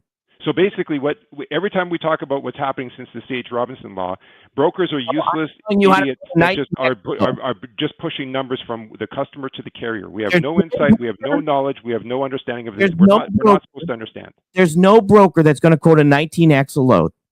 No, but I'm Sage. I'm telling you what I've been doing for 15 years. I don't care if I'm moving one pallet, right, or I'm moving a 19-axle load, or I'm moving a full load or a rail. Before I talk to the carriers, I get my ducks in a line. I understand what the consequences. Let me ask you a question. What happens if a carrier could have did it cheaper? Because they have either they're let's say you have a load that a carrier has a better equipment, their truck's paid off, and this, and they can actually do it cheaper. Here's what I do. You overcharged your customer then, right? I could spend hours showing you my quotes. If I have a carrier like that, let's take this 19-axle load. Yeah. Step one, I always tell you, I do my research. Okay. I ask a bunch of questions first. I want to understand, because when I'm talking to the carrier, I don't want to be an idiot like, oh, I didn't know that. Oh, I'm gonna review what states this load is going through. I'm gonna know, and even if I don't know the rate, I want to know at minimum, when I have that kind of a load, do I need police escorts? How many am I going to need? A pusher vehicle? Do I need engineering reports? What am I going to need in the lanes? I don't know all the costs, but I know all the requirements. You know who knows all the costs? Do you know who knows all the costs for their equipment? The carrier does. The carrier does. And you know why? You know why a lot of times you're going to be going with the either first available truck, or you're going to be going with the closest truck? Because they charge you the minute they leave the door to the minute they come back. Right. But here's, Sage, what I'm getting to. You asked me a question. You said, well, what if this guy can do it cheaper? Are you going to make your price for the 19-axle? Hang on. Hang on. You asked the question. Yeah. You said, if a carrier says, well, they got paid off equipment, they're going to do it cheaper than the next guy. Mm-hmm. But if I'm a smart broker, if I know I have a carrier that's going to do the load cheaper and I have to quote a load for next week, and I asked, what do you think is a feasible question that a broker should ask? Saying, oh, I got this cheap truck. What's the next question I'm going to ask that carrier is, how often are you in this area? Well, I have a project next week that's going to take us 2 weeks. So I can do this with 19-axle, but I cannot do it until the second weekend of October. Now, I find two other carriers that are charging $7,000 more than the other carrier, but they can do it next week. So when I send my quote to the customer, I will give them option one, saying, I have option one available for next week's loading at this price. Option two, I have a much lower price, but their equipment is not available until this time period. That's exactly how I quote my freight to my customers. I don't give my customer I don't give the price to the carrier. But we're missing a lot of steps in here. Like when I'm dealing with if I'm dealing with heavy haul loads, or I'm dealing with freight where there's multiple things on the play, I am breaking down, because when I do my quote, I don't just say, okay, well, I have 4 carriers each doing. Most of them are between 3 and 3,500. So I can average. I figure I can negotiate it down to 34. So I'm going to take 34 and I'm going to quote it out. But what I'm doing is I take all the costs involved. So if I know that here's my issue, and I understand what you're doing, but in my opinion, this industry is broke because brokers are quoting what freight should be to carriers, when carriers should be quoting their prices to brokers. So has the FMCSA shut down Uber Freight and Convoy Freight? Have they shut down their Click and Goes and Book It Now apps? I'm not telling you. I'm telling you what it should be. But I'm asking, because of the C.H. Robinson case lawsuit, because the FMCSA reviewed this and said, what Uber Freight and Convoy and others that are out there, have they canceled, said you're no longer to do book. You can have Book It Now freight, but you cannot post rates. Yeah. It's an open bid. What I'm telling you is you're taking... It's not an open bid, because some of those, we all know, everyone on this chat, there's some where it says bid now. Listen, some of those loads that says the right as a broker to take possession of that freight. So the Uber Freight and Convoy Freight, who are a technology company that has full people that came from Google, LinkedIn, Facebook, that are running. They're a technology company. This is the time you're going to ask me the same thing I've tried to answer at least once. You want to keep asking the question, or do you want to hear my answer? Go ahead. Okay. You have the right to take possession of that freight, but it technically puts you in legal responsibility if something were to go wrong and you were to be sued, because it is not your role in that. It is not your job. So you still have the legal reason. You can go ahead and take it. You're not going to go to jail. You're not going to be terminated. But when the lawsuit comes down, you're going to place yourself in direct middle of that lawsuit as a freight broker. In my opinion, and everybody in this chat is welcome to, the way that there would be a lot less broker anger and a lot better situation if carriers knew their numbers. And I didn't give if people did it the way I did it. Hey, how much do you need to do this load? And then I go back to my customer, and then I got to make my money on top of their money. It would be a better industry if brokers didn't give prices down to I don't give a price to my plumber. Why would I give a price to the person hauling the freight? How much profit do you typically put on your freight? Because if you're just taking numbers from a carrier and relaying that number to the broker, to a shipper, with no insight, no. Oh, we all have insight. Our job is to know the insight. Why? If we have 3 carriers, okay, and you fail to give all the details, right? If you fail to give all the details, and you took these 3 brokers, carriers give rates, but you just, hey, how much were you charging this lane? How much were you charging this lane? But you forgot to tell this, then you go to quote it. This is where the industry does fall down, and I agree with you. If a broker who's bidding on a freight, then the shipper, what if the shipper forgot to tell you that you quote on all this? They take your load, they give you the PO. Oh, by the way, we need 24-hour spot. Well, that's going to cost you $500. Well, we're going to take this load back and rebid it out now. Sure. Right. But here's the question though, is because the broker didn't have enough insight in industry. So the point is, what you're saying is that now brokers we're peons. We have no value to nothing. We're just relayings of numbers. So to put a percentage of profit is not what we should be doing. What value do you bring to this transaction, Sage? If you're just taking carriers' numbers and relaying it, why should you be putting 12 or 15 or 18%? What do you do to add value to this load to give you the 15% profit? Shouldn't it just be a straight flat $50 booking fee? No. So now what?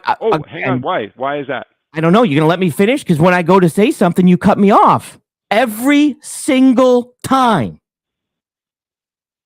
So let me know when you're done. Go ahead. Okay. So again, like I said, when a customer, I've given my customer, an approximate price of the area it should be. For me, differently, I can tell you what type of truck it's going to go on. I can tell you approximate how many cops are going to be used, where you're going to need oversized permits, where you're going to need overweight. I can tell you where the permits are all going to be. I can't tell you what they're going to be because it all depends on the weight of the truck hauling it plus the load. But I can categorize all that. I can make sure the proper truck shows up for the haul the load for that van.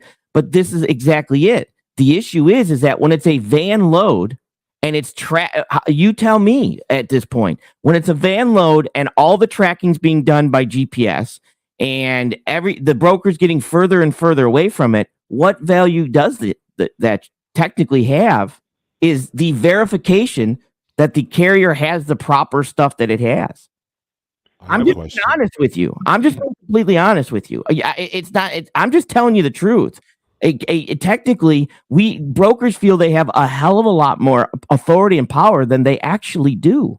I have a question, Sage. You ready? Yeah. So if and I think you've dealt with this before, but let's say you book a load, with the carrier and they're hauling a tank. Sure. And that tank isn't strapped down correctly. It rolls and kills a family in a minivan. Yeah. That lawsuit is going to fire at everybody. It's going to fire at the trucking company. It's going to fire at you. It's going to fire at hell, even the city. Let's say they hit a bridge and that's what caused it. They're going to fire it off at the city. So I don't understand this fear of what happened to C.H. Robinson. I think that the broker is going to get part of that lawsuit regardless. Right. And they have to find a way that basically for them to say, no, I'm actually not a part of this. And that's one of the things that, like I said, and this is what I'm trying to explain to drivers and what they don't get, because I get this all the time. It's like, well, how much do you have in it? Well, how much do you need to do to cover the load? And they're just too dumb to answer the question. Okay, well, Sage, I'd say literally cannot answer that question. But I would interject to say that what you're saying is the approximate when it comes to heavy haul because of the unknown factors. There's factors like a lot of carriers when you're doing heavy haul, you and I both know they estimate, oh yeah, the permit fees will be this and that. But once you actually apply for the permit, then all of a sudden they realize, oh, well, there's construction in this road. They're going to reroute it. And now the mileage is much further than we thought, because until you can run all the estimated permit software as you want, like oversize.io, and get some estimated cost. But I can tell you, if you ask anyone that uses oversize.io and relies on those numbers, every single time you will be low. They don't account for the true cost. So it gives you a rough idea. Truckstop offers an oversized free tool to help you get an estimate on oversized loads. But when you quote a customer saying, my approximate costs are this, here's the variables, and we don't know. Now, when a customer issues you PO based on that quote, you've made it clear that it's an approximate. I will keep you posted on all final charges as soon as they happen, and they're under the understanding. However, that's a small piece of the marketplace. I can tell you that when there's a water company flogging out 25 loads of water a day out of a warehouse, not one of those loads are approximate. The buyer budgeted $600 a load on their end. And if you're, or say $1,000 a load, and if you're paying as a broker $700 to $800 to the trucks, and you're making between $100 to $200, the brokers are not going back saying, well, this truck needed $1,200, so I'm going to have to charge you $1,400. I can tell you when C.H. Robinson, or even myself, I've had loads where I've bid it out and I had to be at that price. And where the risk comes in for the brokers, let's say you're a broker that has water loads and you're doing 5, 10, 12, 15 loads a week of water. And now one of the loads, the driver arrives on time, he checks in, does all he's supposed to do, and the warehouse had a problem. And the shipper says, no, I'm not paying wait times because we do so many of these loads. And the broker, if you want it, you have the choice as the broker to pay that carrier or not. And 9 times out of 10, I pay the carrier. Just the other day, I had a load. We picked it up. I phoned the guy on Friday. It was 3 totes. And he says, no, we're not going to be around till, because I had a truck on Friday. He says, no, because it's my, see, again, back to when I was saying, understanding the relationship. My customer had freight to pick up at a shipper, delivered to a consignee, where my customer's name's nowhere's on the paperwork, right? It's they sold the product and they're helping their customer that says, hey, we don't need this stuff. They found another buyer for their product and we're shipping it. So luckily, my customer says, yeah, ready for pickup on Friday, Rob. So I did my due diligence by phoning the consignee first, saying, hey, I have a truck that can pick up and deliver today. And he says, no, we're not going to be around till Tuesday. I'm on a job. My whole crew's busy. Okay, we'll be there by Tuesday.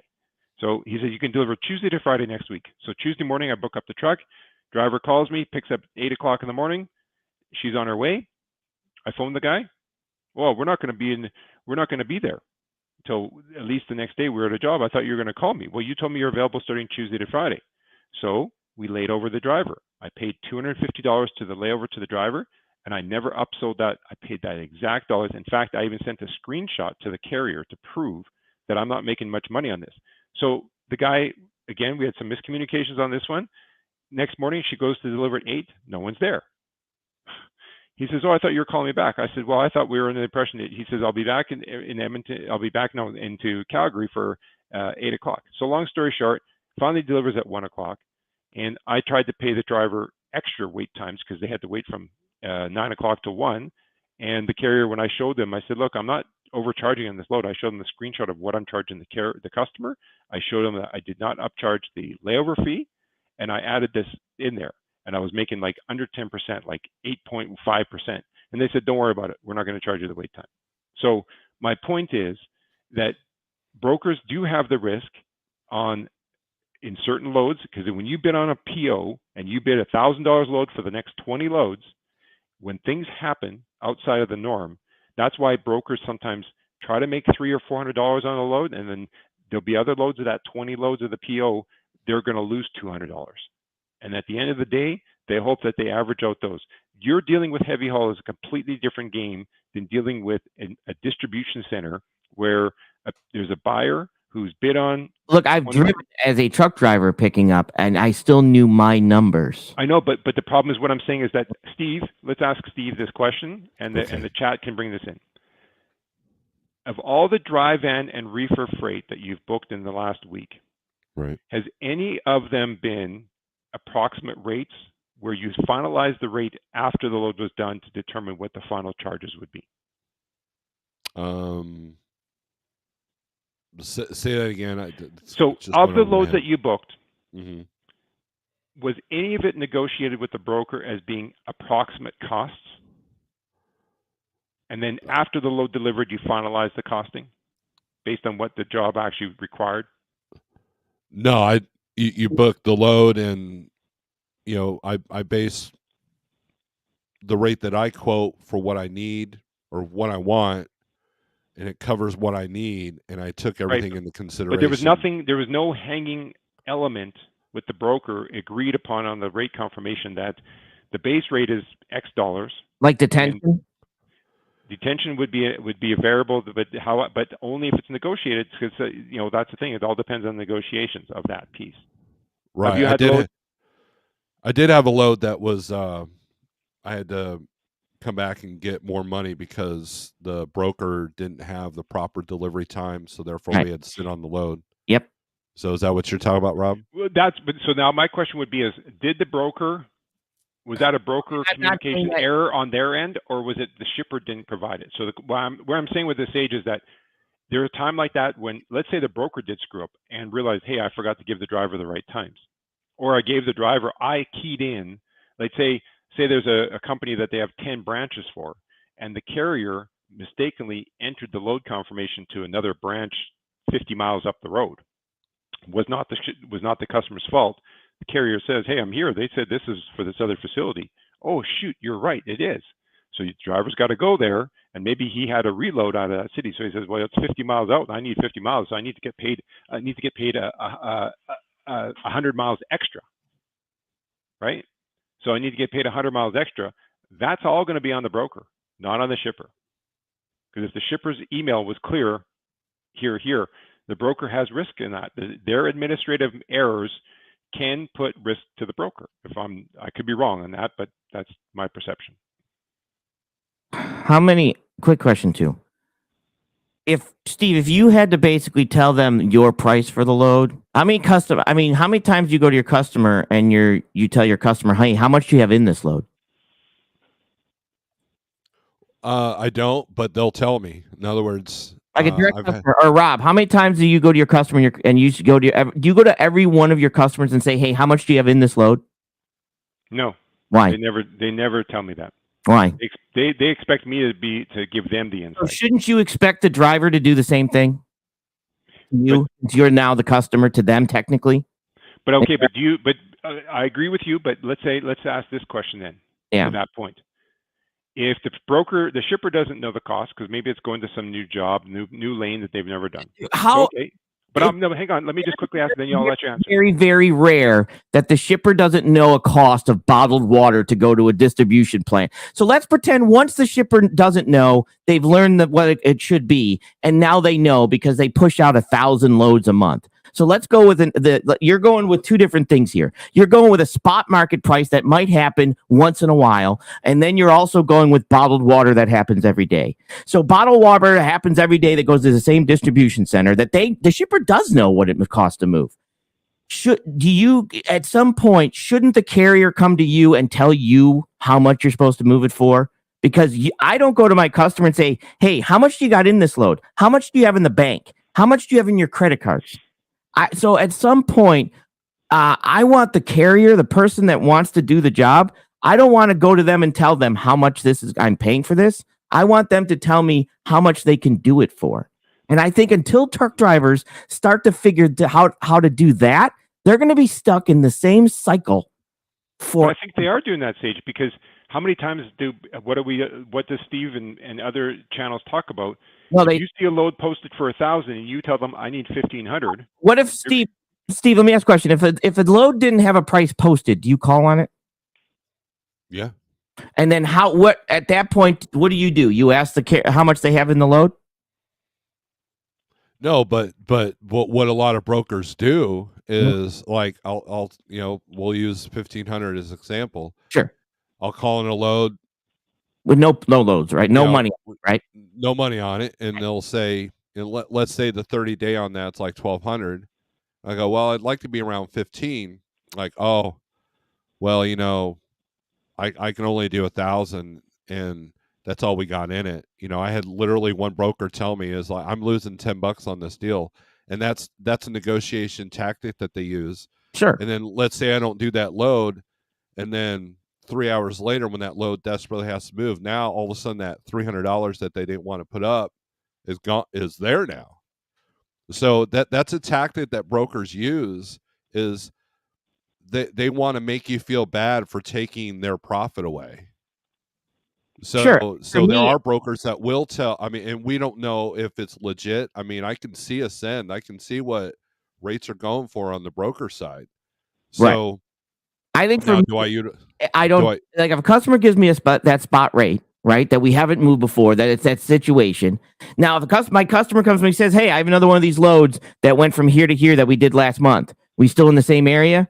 I'll check. Right? That's different. They've moved it before. Right? So you have loads that you've moved before, but the shipper knows how much they're moving it for. This isn't their first day on the job, right? Sage, I would say, I guess you have to look at it back to when I talked about customers and acquiring customers and processes. You have two types.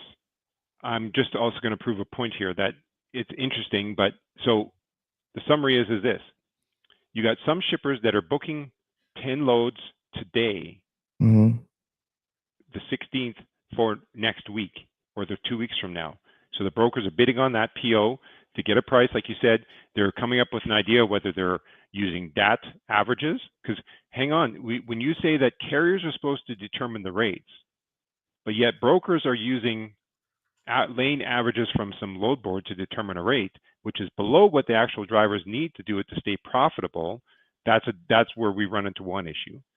And so we got the customers who are pre-booking freight, and that could be on a contract basis, or it could be a spot market. They have 5 brokers that they email out saying, we got 10 loads starting October 1st. We need a bid on. So the brokers are bidding it out, and then Monday they're going to award it to one of those 5 brokers, those 10 loads, or maybe they're going to give it to 2. Now, if a broker that they have comes in at 1,500, where the shippers start to question is when they see 3 of the brokers bid 1,200, and one bid 1,800, and one bid 700. Well, they're going to throw away the 700. They're going to throw away the 1,800. And they're going to give it to one of those 3. But if they see that if they have 3 brokers and one bid 7, one bid 18, one bid 22, they're going to scratch their heads because they don't even know what rate it should be, because they're seeing all these. They're going to say, well, why is it? They might, if a shipper was in that position, they had 3 brokers and they got that kind of range from 800 to 1,200 to 2,200. Guess what that shipper is going to do? They're going to find a 4th broker. That's what they're going to do. And so my point is that when you look on the load boards, I'm looking at DAT. So I can almost share the screen if I needed to, but on DAT, I did a search of loads. Chicago to Houston, Texas for today, 53-foot, 200-mile radius. There's 995 loads. How many of those loads on there have posted rates of the 995? How many loads of those do you think have a rate next to it? Couldn't tell you. 149. Exactly. And why is that? So meaning 149 divided by 995. So 15% of the loads posted have a rate. The rest of the time, there's negotiation because you have to phone and find out the details and get the rate. Right. But at some point, I don't, and I don't care if are you not, I don't feel it's my job to tell another, and maybe it's just me moving over dimensional freight. And look, man, I've moved, I don't even know what it is, 100, I'd have to log in. The last 40 days, $180,000 worth of freight in the last 40 days. And maybe it's the way I do things, but I know what type of equipment to ask for to make sure I get a proper price. I'm not going to ask for, I'm going to say, hey, do you have a 7-axle? Rather than, because if I just say, hey, I have a load going from here to here, they're going to say, yeah, I can do that, but they're going to quote me on their 10-axle because that's the only thing they have that can do it. I know, hey, do you have a 7-axle stretch, or do you have this, or do you have this? I know what equipment to ask for when I get the quote. But for me, even when I do my legal freight, I have a load going from here to here, it's blah, blah, blah, blah, blah, blah, blah, blah, and I get into it. And when they say, oh, how much you moving it for? How much do you need? And I'll be honest with you, the better carriers, the better trucking companies, the better ones don't ask me for the rate. They don't care. They come back and they say, hey, I'll call you right back. Or they'll say, hey, I see you got this load. You got all the stuff posted. And they give me a rate. They don't even ask me. And I'll be honest with you, those are the better carriers that I usually keep. Well, so the argument is, who sets the acre? Who sets the I thought your Acre. shippers know the rate. Acre. Wasn't the shipper your shippers? You said your shippers know it. So to Steve's point, yeah. well, Because the rate because they're like, paying the bill. Because like a posted rate means nothing to me unless it's ridiculously low. I won't call on. If it's ridiculously low, I won't call on that one. But if there's a posted rate, because like TQL, they'll post the same load like 5 times. Sometimes there's a rate, sometimes it's not. And when they post a rate, like I've literally seen this, they'll post a rate of 1,000 on a market that should be paying 15, or normally pays 15, and then 10 minutes later, they'll have one at 1,100. And then an hour later, they'll have one at 1,300. And then a half an hour later, they'll be back down to 1,000. And then, when I see it go up to 14, I call them. No, we can't go above 14. I'm like, okay, well, thanks. Have a nice day. And then I'll call them literally 5 minutes later and get that 1,500. So, I mean, to me, it's apples and oranges. Who sets the anchor? And I think a posted rate, that's all it's meant to do. It's a psychological Correct trick. Just because they post it for 1,000 doesn't mean that's what they have in it. That doesn't mean that's what the shipper is paying. Because so to me, it's not a transparent thing. It's more of a, we're setting the anchor now. So if 1,000's too low, we're not even going to bother with you because they're looking for the cheapest truck to move it for as cheap as possible. But as you and Rob have demonstrated in the past, you guys aren't looking for the cheapest trucks. You're looking for the carriers that know what they're doing. Correct. Well, that's why just as many brokers, there are just as many brokers that don't know what they're doing, that don't take the steps that you guys take to analyze and price and everything else. There are a lot of carriers that don't do the same thing, which is why a lot of people are struggling right now. And that's part of the game. Here's the biggest point I have, and you can disagree or not agree, but here's the biggest point I have. And I say this about a lot of things, and it happens in a lot of other aspects of life. So the government steps in when we don't know what we're doing, right? And I've said this on some of my other ones. The dumber it's our job to get smarter and get things, right? And if we can't get smarter at what we do, government likes to step in and tell us what to do, right? That's what happens.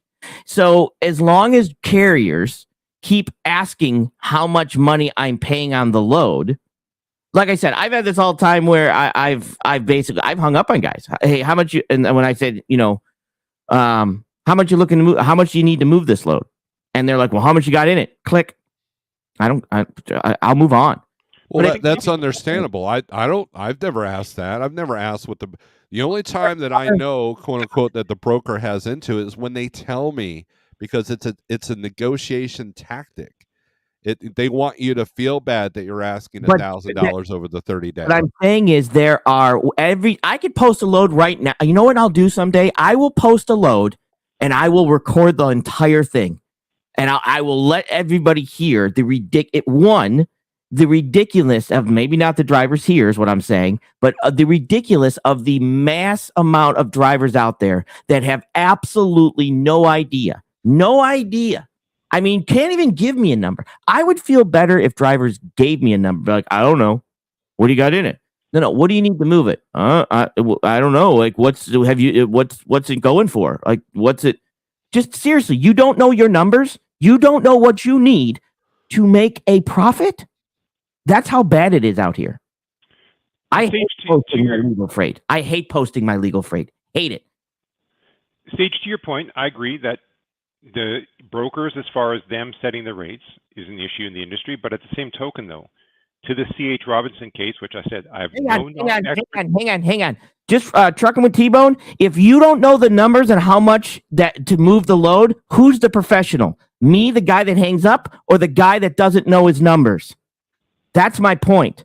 But Sage, I think that we're also missing the point that we do have to have there's a bit of a respect to both the brokers. I don't have time. I don't have time. I know, but Sage, okay, how did you ever learn? Who taught you?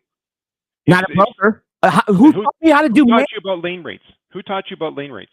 Who taught me how to do math? Because when I had my own carrier, it's about Landstar gives you a course. Steve, do they still give you a course on how to do your numbers? What at That doesn't Landstar? Does that equate to lane rates though? No, it doesn't matter lane rates. But the point is, lane rates don't matter. That's my point here. Lane rates don't matter. Do they give you a math on how to calculate your profit at Landstar? Yeah. Okay. So it doesn't matter what the lane rates are. So that's what I'm trying to tell you. Let's say the lane rate's $1,000, but you need $1,200 to take a profit. Is it more important to get to $1,200 or to do it for what the lane rate is?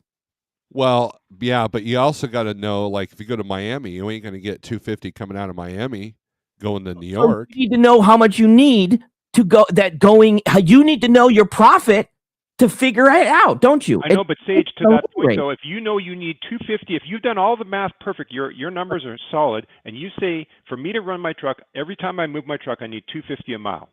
Correct. You go to Miami. Okay, it's a high number. The very first time you go to Miami, thinking, "Hey, I got $3.50 a mile or something." Correct. Now you get there and you realize I'm only getting $1.10. Well, that's not going to work for me. What are you doing? Well, I don't know. Do the math. Did you get enough money going in then to come out? And it's They didn't know this though. How did they know that the freight's only why are you in business if you don't know what it costs you to run? Well, you can know the cost. We're talking about what the market's paying versus what your cost of operation is. In other words, the lane averages do matter, because if your costs are so high that you need 250 all miles, you ain't going to Miami, because Miami does not support a 250-mile truck. If I'm in it, why do we baby people? This is the problem. It becomes panhandling. I'm not going to lie to you. So if you know you need 250 and you're trying to take a load into Florida, and you take a load and you call on a Florida load coming out of Florida, because technically if you're going to run a business, you should get a load coming out before you go in, but they don't. I always did. I got a load possibly coming out and say, can you hold that for an hour? I'm about to check on another load. Yeah, I'll hold it for an hour. But in this market, loads are going so fast, I can't even email or call fast enough before I can book the next load. So my strategy is I stay in the lanes. I don't have to do that. Okay, so because of the supply and demand, right? Okay, so basically, you are now teaching so people are better to go to you, a consultant / business, somebody that's going to explain the business model. My problem is you want me to teach the business model of a carrier as a broker to carriers. That's what you want. You want me, the broker, to teach you your business, your carrier business model to you.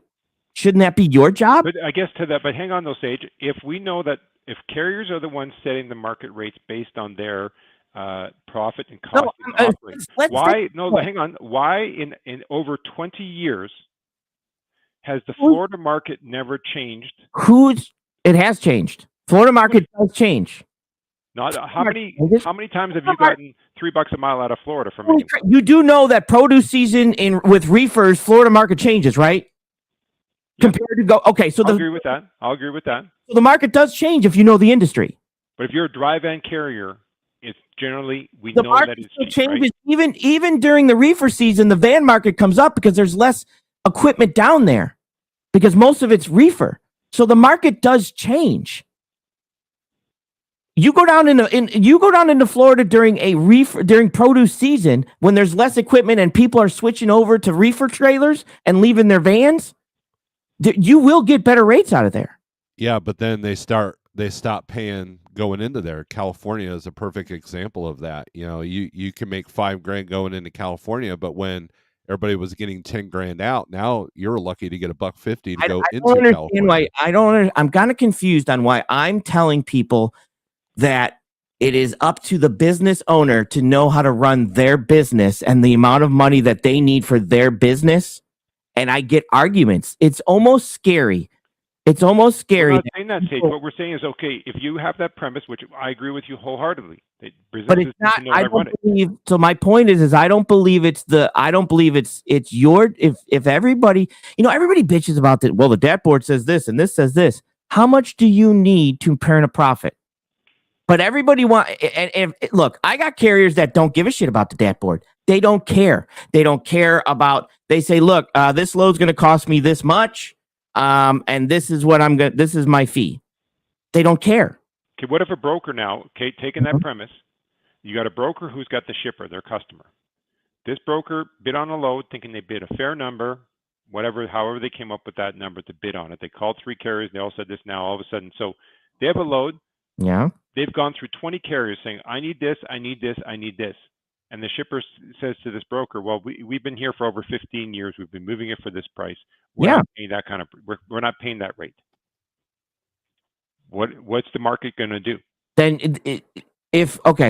so the shipper's been there for 15 years and the carrier wants this much price to find that, then you'll have to find a truck that can do it that's not that expensive. But you've been working on this load for 2 weeks and no one will matter. take it. It doesn't. Then you'll have if they've been moving it for that, somebody obviously has taken it. Now, have they been using the rail? Because all the carriers came together at a truck stop and they finally agreed to come together and we're going to stop the rate. Well, then, if you're gonna make up impossible hypotheticals, then what answer do you want? Because if you're making up the hypothetical to get your point across as right, just tell me that what your point is. No, I don't. All I'm saying is that you can know your costs, but if you have high costs and you live in a low market, welcome to business. If I'm mowing lawns and it costs me $75 to mow a lawn and it costs somebody else $50 to mow a lawn, welcome to capitalism. Well, here's the thing. So I'm not sure why you're fired up. We agree that carriers need to know their numbers. The problem is that it's not my job or a broker's job. My point is it's not my job to tell you what the rate is. So you never set the anchor first, right? It's not about setting the anchor. It's not the anchor that I'm setting. It is basically you want me to tell you how much money I have in a load.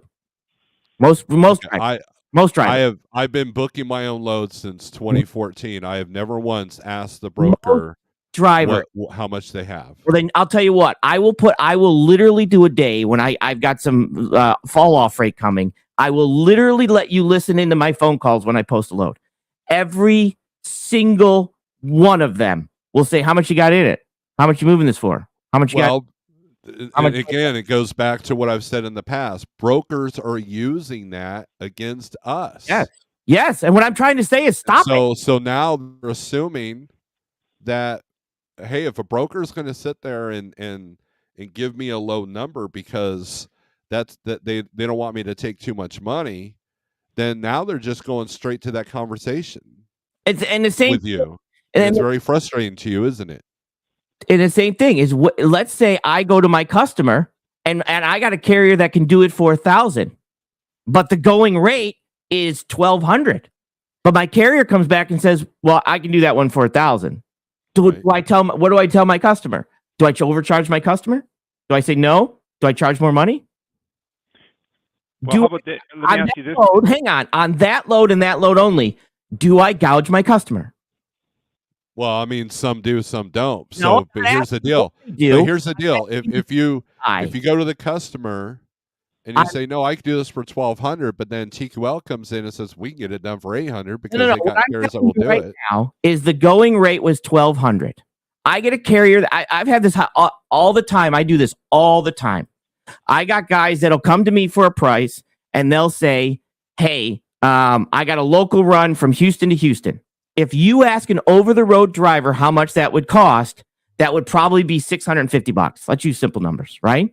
But if you ask a local guy who only runs Texas, who's got a day cab, wants to be home every night, and who's only got insurance that covers 150 miles, he might say $450. So do I go to my customer for the $650 plus, or do I go to him for the $450 plus? Well, it's been said that a lot of loads are done in bulk, and I've done a video on. Hold on. Hold on.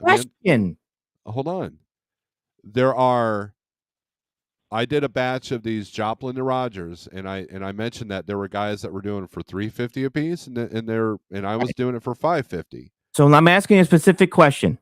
If I have that scenario, which I've got one load, it's A or B. I've got one load. A or B?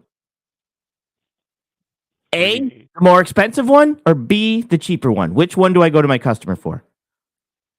It depends on what the customer's needs are. Yeah, there you go. What their need. Depends on what the customer needs. Okay, I don't care what. It's based on my customer's needs. I'll give you your customer's needs. He needs to move one load across town one time. I think I've already gone over this. Do you see how you guys can't answer? I can answer. You're gonna go with the cheaper one.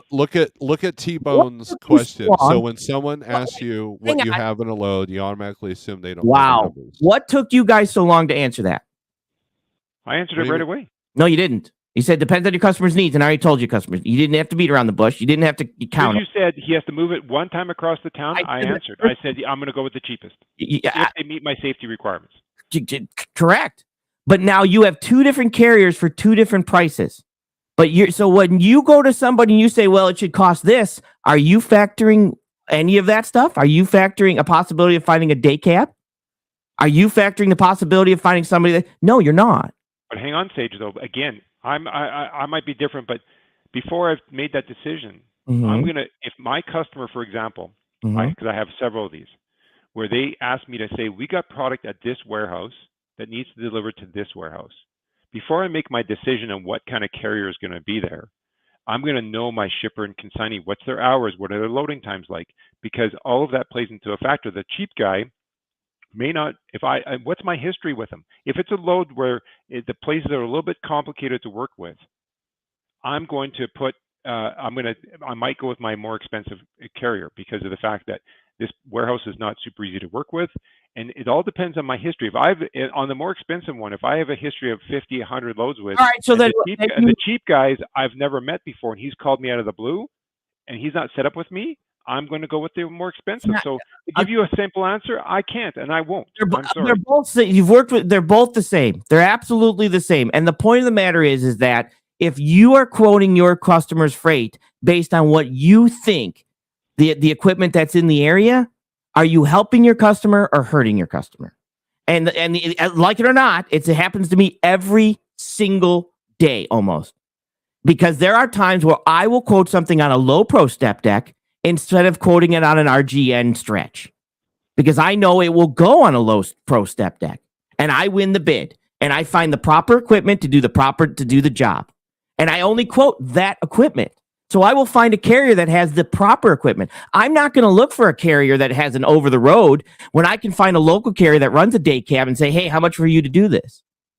And so for me, and this is what, if drivers knew, all drivers, and this is the biggest bitch, all drivers had to do is know how to run their business. Run your business as a capitalist company and know what you need to turn a profit. And I find the better drivers know, they don't ask me. They know what they need. I just say, hey, how much to do this? They give me their price. I go back to the customer and I say, here, I got a truck. They can pick up blah, blah, blah, blah, blah, blah, blah, blah. Will this work? And here's the price for that. And the customer makes that decision. I don't make the decision and say, here's the price to the customer. I say, I tell them that this is what the carrier needs to get this done. And Sage, here's an example. You tell me if I'm wrong on what I did here. All right. I just bid on a job. 200 units to move from Ontario to a port for export. Okay. $503,800 Canadian on these loads. The initial request came in on these units saying we need double drops or RGN or step deck with ramps. Well, in this particular lane, because of the nature of the loading of these, as you know, double drop don't have ramps. No, but I'm saying is that they wanted a self-loading truck. So it could be a step deck with ramps. It could be a double drop. RGN. It could be an RGN and anything. But they want to ship. They want to ship two of these units together. You want correction on that? Hang on. Double drop. It's got to be an RGN or a low pro step deck with ramps. Not a double drop. You're missing the point, Sage. Can you fit a 40-foot? Can you fit 40 feet, 2 units on an RGN without it being a double stretch? No, you need a. So I'm trying to show you what I brokered. Whoa! I'm telling you right now, you're missing the story, Sage. No, You need to get the whole. You need context to get the whole story before you start interjecting. Rob, I'm telling you right now the point of my story. But I'm the one that started this story, and you don't know the point of my story. So you say what you're going to say. Go ahead and say. Go ahead and say what you're going to say. You cannot stretch an RGN to put multiple pieces on it. That's the point of my story. Okay. The customer is asking for a roll. They wanted something that can be self-driven on. They wanted 2 of these trucks shipped at once per load, and it would take up 40 feet. And so they wanted a step deck with ramps was the initial request. And I said, well, getting step deck with ramps that can fit this style because of the ramps being at an angle is not easy. So because there's 200 loads, I came back to them because it was taking a long time. I was not getting any bites. I was trying to find I wanted this to be like 4 or 5 carriers because there's 200 loads. So hang on. Let me finish, please. Yeah. So I came back and I said to the customer, why don't we rent a ramp? Why don't you guys rent a ramp for the 200 loads? It's going to take us 3 months to move this. And they agreed that we'll make an arrangement. So what did that do now? Because they have a ramp, and I confirmed at the port that is delivering to that they have ramps. I had 5 carriers confirm with me that yes, the specific port you're going to, we can back in there, and they have ramps to pull these off. So what did that do for us now? By having ramps, what did that do? We can now run these all on step decks. You can run them on step. How much do they weigh each? 7,000 kg, so 14,000 pounds of load. What I would have done for me, I would have got a 53-foot step deck with ramps because the ramp slide under. Yeah, you can say you want that. And I tried Sage. I worked on this for 2 weeks. Don't tell me I didn't do my job. I called all the carriers I know, and they said, well, we got 1 truck with step decks with ramps. I called carriers. I posted it, and I got no bites. I called my network of carriers. I called and emailed. I showed pictures. I showed everything. They're like, well, we got one truck. So by the time they do a cycle, it's going to take them a week to go where they are and coming back and so forth. So the summary is, by my interjecting to the customer saying we need to approach this differently, I then laid out a plan. The whole point is that, so if I would have just relied on the shipper saying, well, they want this and this, I didn't interject. Correct. So at that point, you did it right. You found carriers to do the job. You found carriers to find out if they can do it. Correct. Yeah, but the reason I was able to bid on the job the way I did is it saved them a ton of money because the same carriers, when I asked them, I said, okay, why don't you give me 2 rates? Because I said, worst case scenario is if we have to, we're going to have to use tilt deck trucks, right? Where we hire a tilt deck to load it and then back it across onto the step deck. And you could they gave me 2 rates. They were giving me 2 rates for the step deck with ramps and non-ramps, and the price was higher. So I showed the customer an alternative option, and they agreed. Not the bid isn't finalized yet, but the point is I was able to change the bid to step decks, and that made a huge difference because I don't need ramps. It's like I always say, there's a funnel of freight of trucks. Every condition you have makes that funnel smaller and smaller. Absolutely. But because through this process, that's my whole point. As a broker, if I just relied on the shippers telling me things, that I interjected and I helped achieve the end goal of getting the bid on. That's our job, but our job is not technically to dictate the price. No, but hang on, Sage, to twist words to the positive on a flip side. So we've discussed that carriers need to know their rates and need to know. And we've discussed the issue of how many times a carrier calls in and says, how much do you need in the load? Now, we've also established that based on that shippers shipping bottles of water know how much they need. So to take the negative of our perception that carriers are calling in just saying, how much do you need or how much do you have in the load? Guess where that came from? If we just twist this around, that the reason for them asking how much do you have in the load is because these carriers calling are assuming the shippers are dictating the price to the broker. Again, but just twist that words around. Think about that from that perspective. If to your point and the C.H. Robinson lawsuit, I'm a broker, I've established a relationship with this customer and they ship bottles of water or toilet paper or something high, low value, high volume. They say to me, Rob, we got 20 loads we want to ship and they want to pay $1,000 on 2,900 miles. Okay. Yeah. We're willing to pay $1,000 or what? $2,000 on whatever the price. Like it's a ridiculous price is my point. Yeah. The shipper says, I have 20 loads and I'm paying $1.45 a mile. Yep. So I put it out there at and work it out so that I'm posting out there, and I say, how much you got in it? And I say, oh, I can do 950. Well, no, I need 15. I need $1,900. Mm-hmm. Well, So then, my point is that the carriers, even though there's a load posted, and even if a broker says, I only have this much in it, the carriers always have the right to say, I need this much for the load, and they have the right to refuse a load. correct. Even But if they take the book now, and then once they got the details, like say a carrier goes out there and clicks on a click and go, clicks on it, accepts it, the full confirmation comes in, he reads the details and realizes, hey, this is going to a Kroger. They're telling me it's got a 10 o'clock appointment. I've been to this place 5 times. There's no such thing as an appointment. I'm going to be there for 6 hours. You can call the broker saying, look, I clicked this load without the knowledge that it was a Kroger. I see this. I've been there this many times. I can, if you want the load, either you have to put in writing, you're going to pay me detention after the 2 hours, or pay me this higher price, because the chances in my experience is they don't pay detention. So I want the money up front, or you put it in writing, you're agreeing to the detention. And if they say, no, we're not paying you more, and we're not paying you detention, you can say, I know I accepted this, but I'm declining the load now. I'm giving it back to you. I've had to kind of do that. I didn't see the trailer recommendation or the trailer requirements. I clicked on a load. I think it was Coyote. I booked it, and I ended up having to call them and say I can't do that load because now you're saying it needs a 10-year or newer trailer. But anyways, guys, you guys have been great. I think a lot of people enjoyed the conversation. And the bottom line is know your numbers, whether you're a broker or a driver. So, and yeah, just before you cut out, Steve, I was going to say, Sage, I'm not coming down here. Just like, I think you and I play well to give different perspectives on the same topic. I don't think, and just so everybody knows, this might be a WWE situation, but off me and CDN Freight, I've contacted him off, and we talk all the time. So we don't in any way take this off this thing here. We go back and forth. I've shot stuff to him. I've called him I've asked questions about LTL freight and stuff like that over the phone. So what you hear here is just two different opinions being discussed. So hey, so I got you. That text message you sent me. I've tried to reach out to that person about that equipment there twice, but no call back. Let it go at that point. I mean, you can only do so much at that point. But excellent, Steve. Thanks for letting us on. All right, thank you guys, and I'm going to kick you both out here. There you go, guys. Thanks for watching. I appreciate. Hit the thumbs up, and we'll try to cut this one up and get to the meat potatoes if I got time. I got to get to work, so you guys take it easy. Strength for today, hope for tomorrow. Know your numbers, and let me hold on. And like I said, strength for today, hope for tomorrow. Peace. Thanks for watching.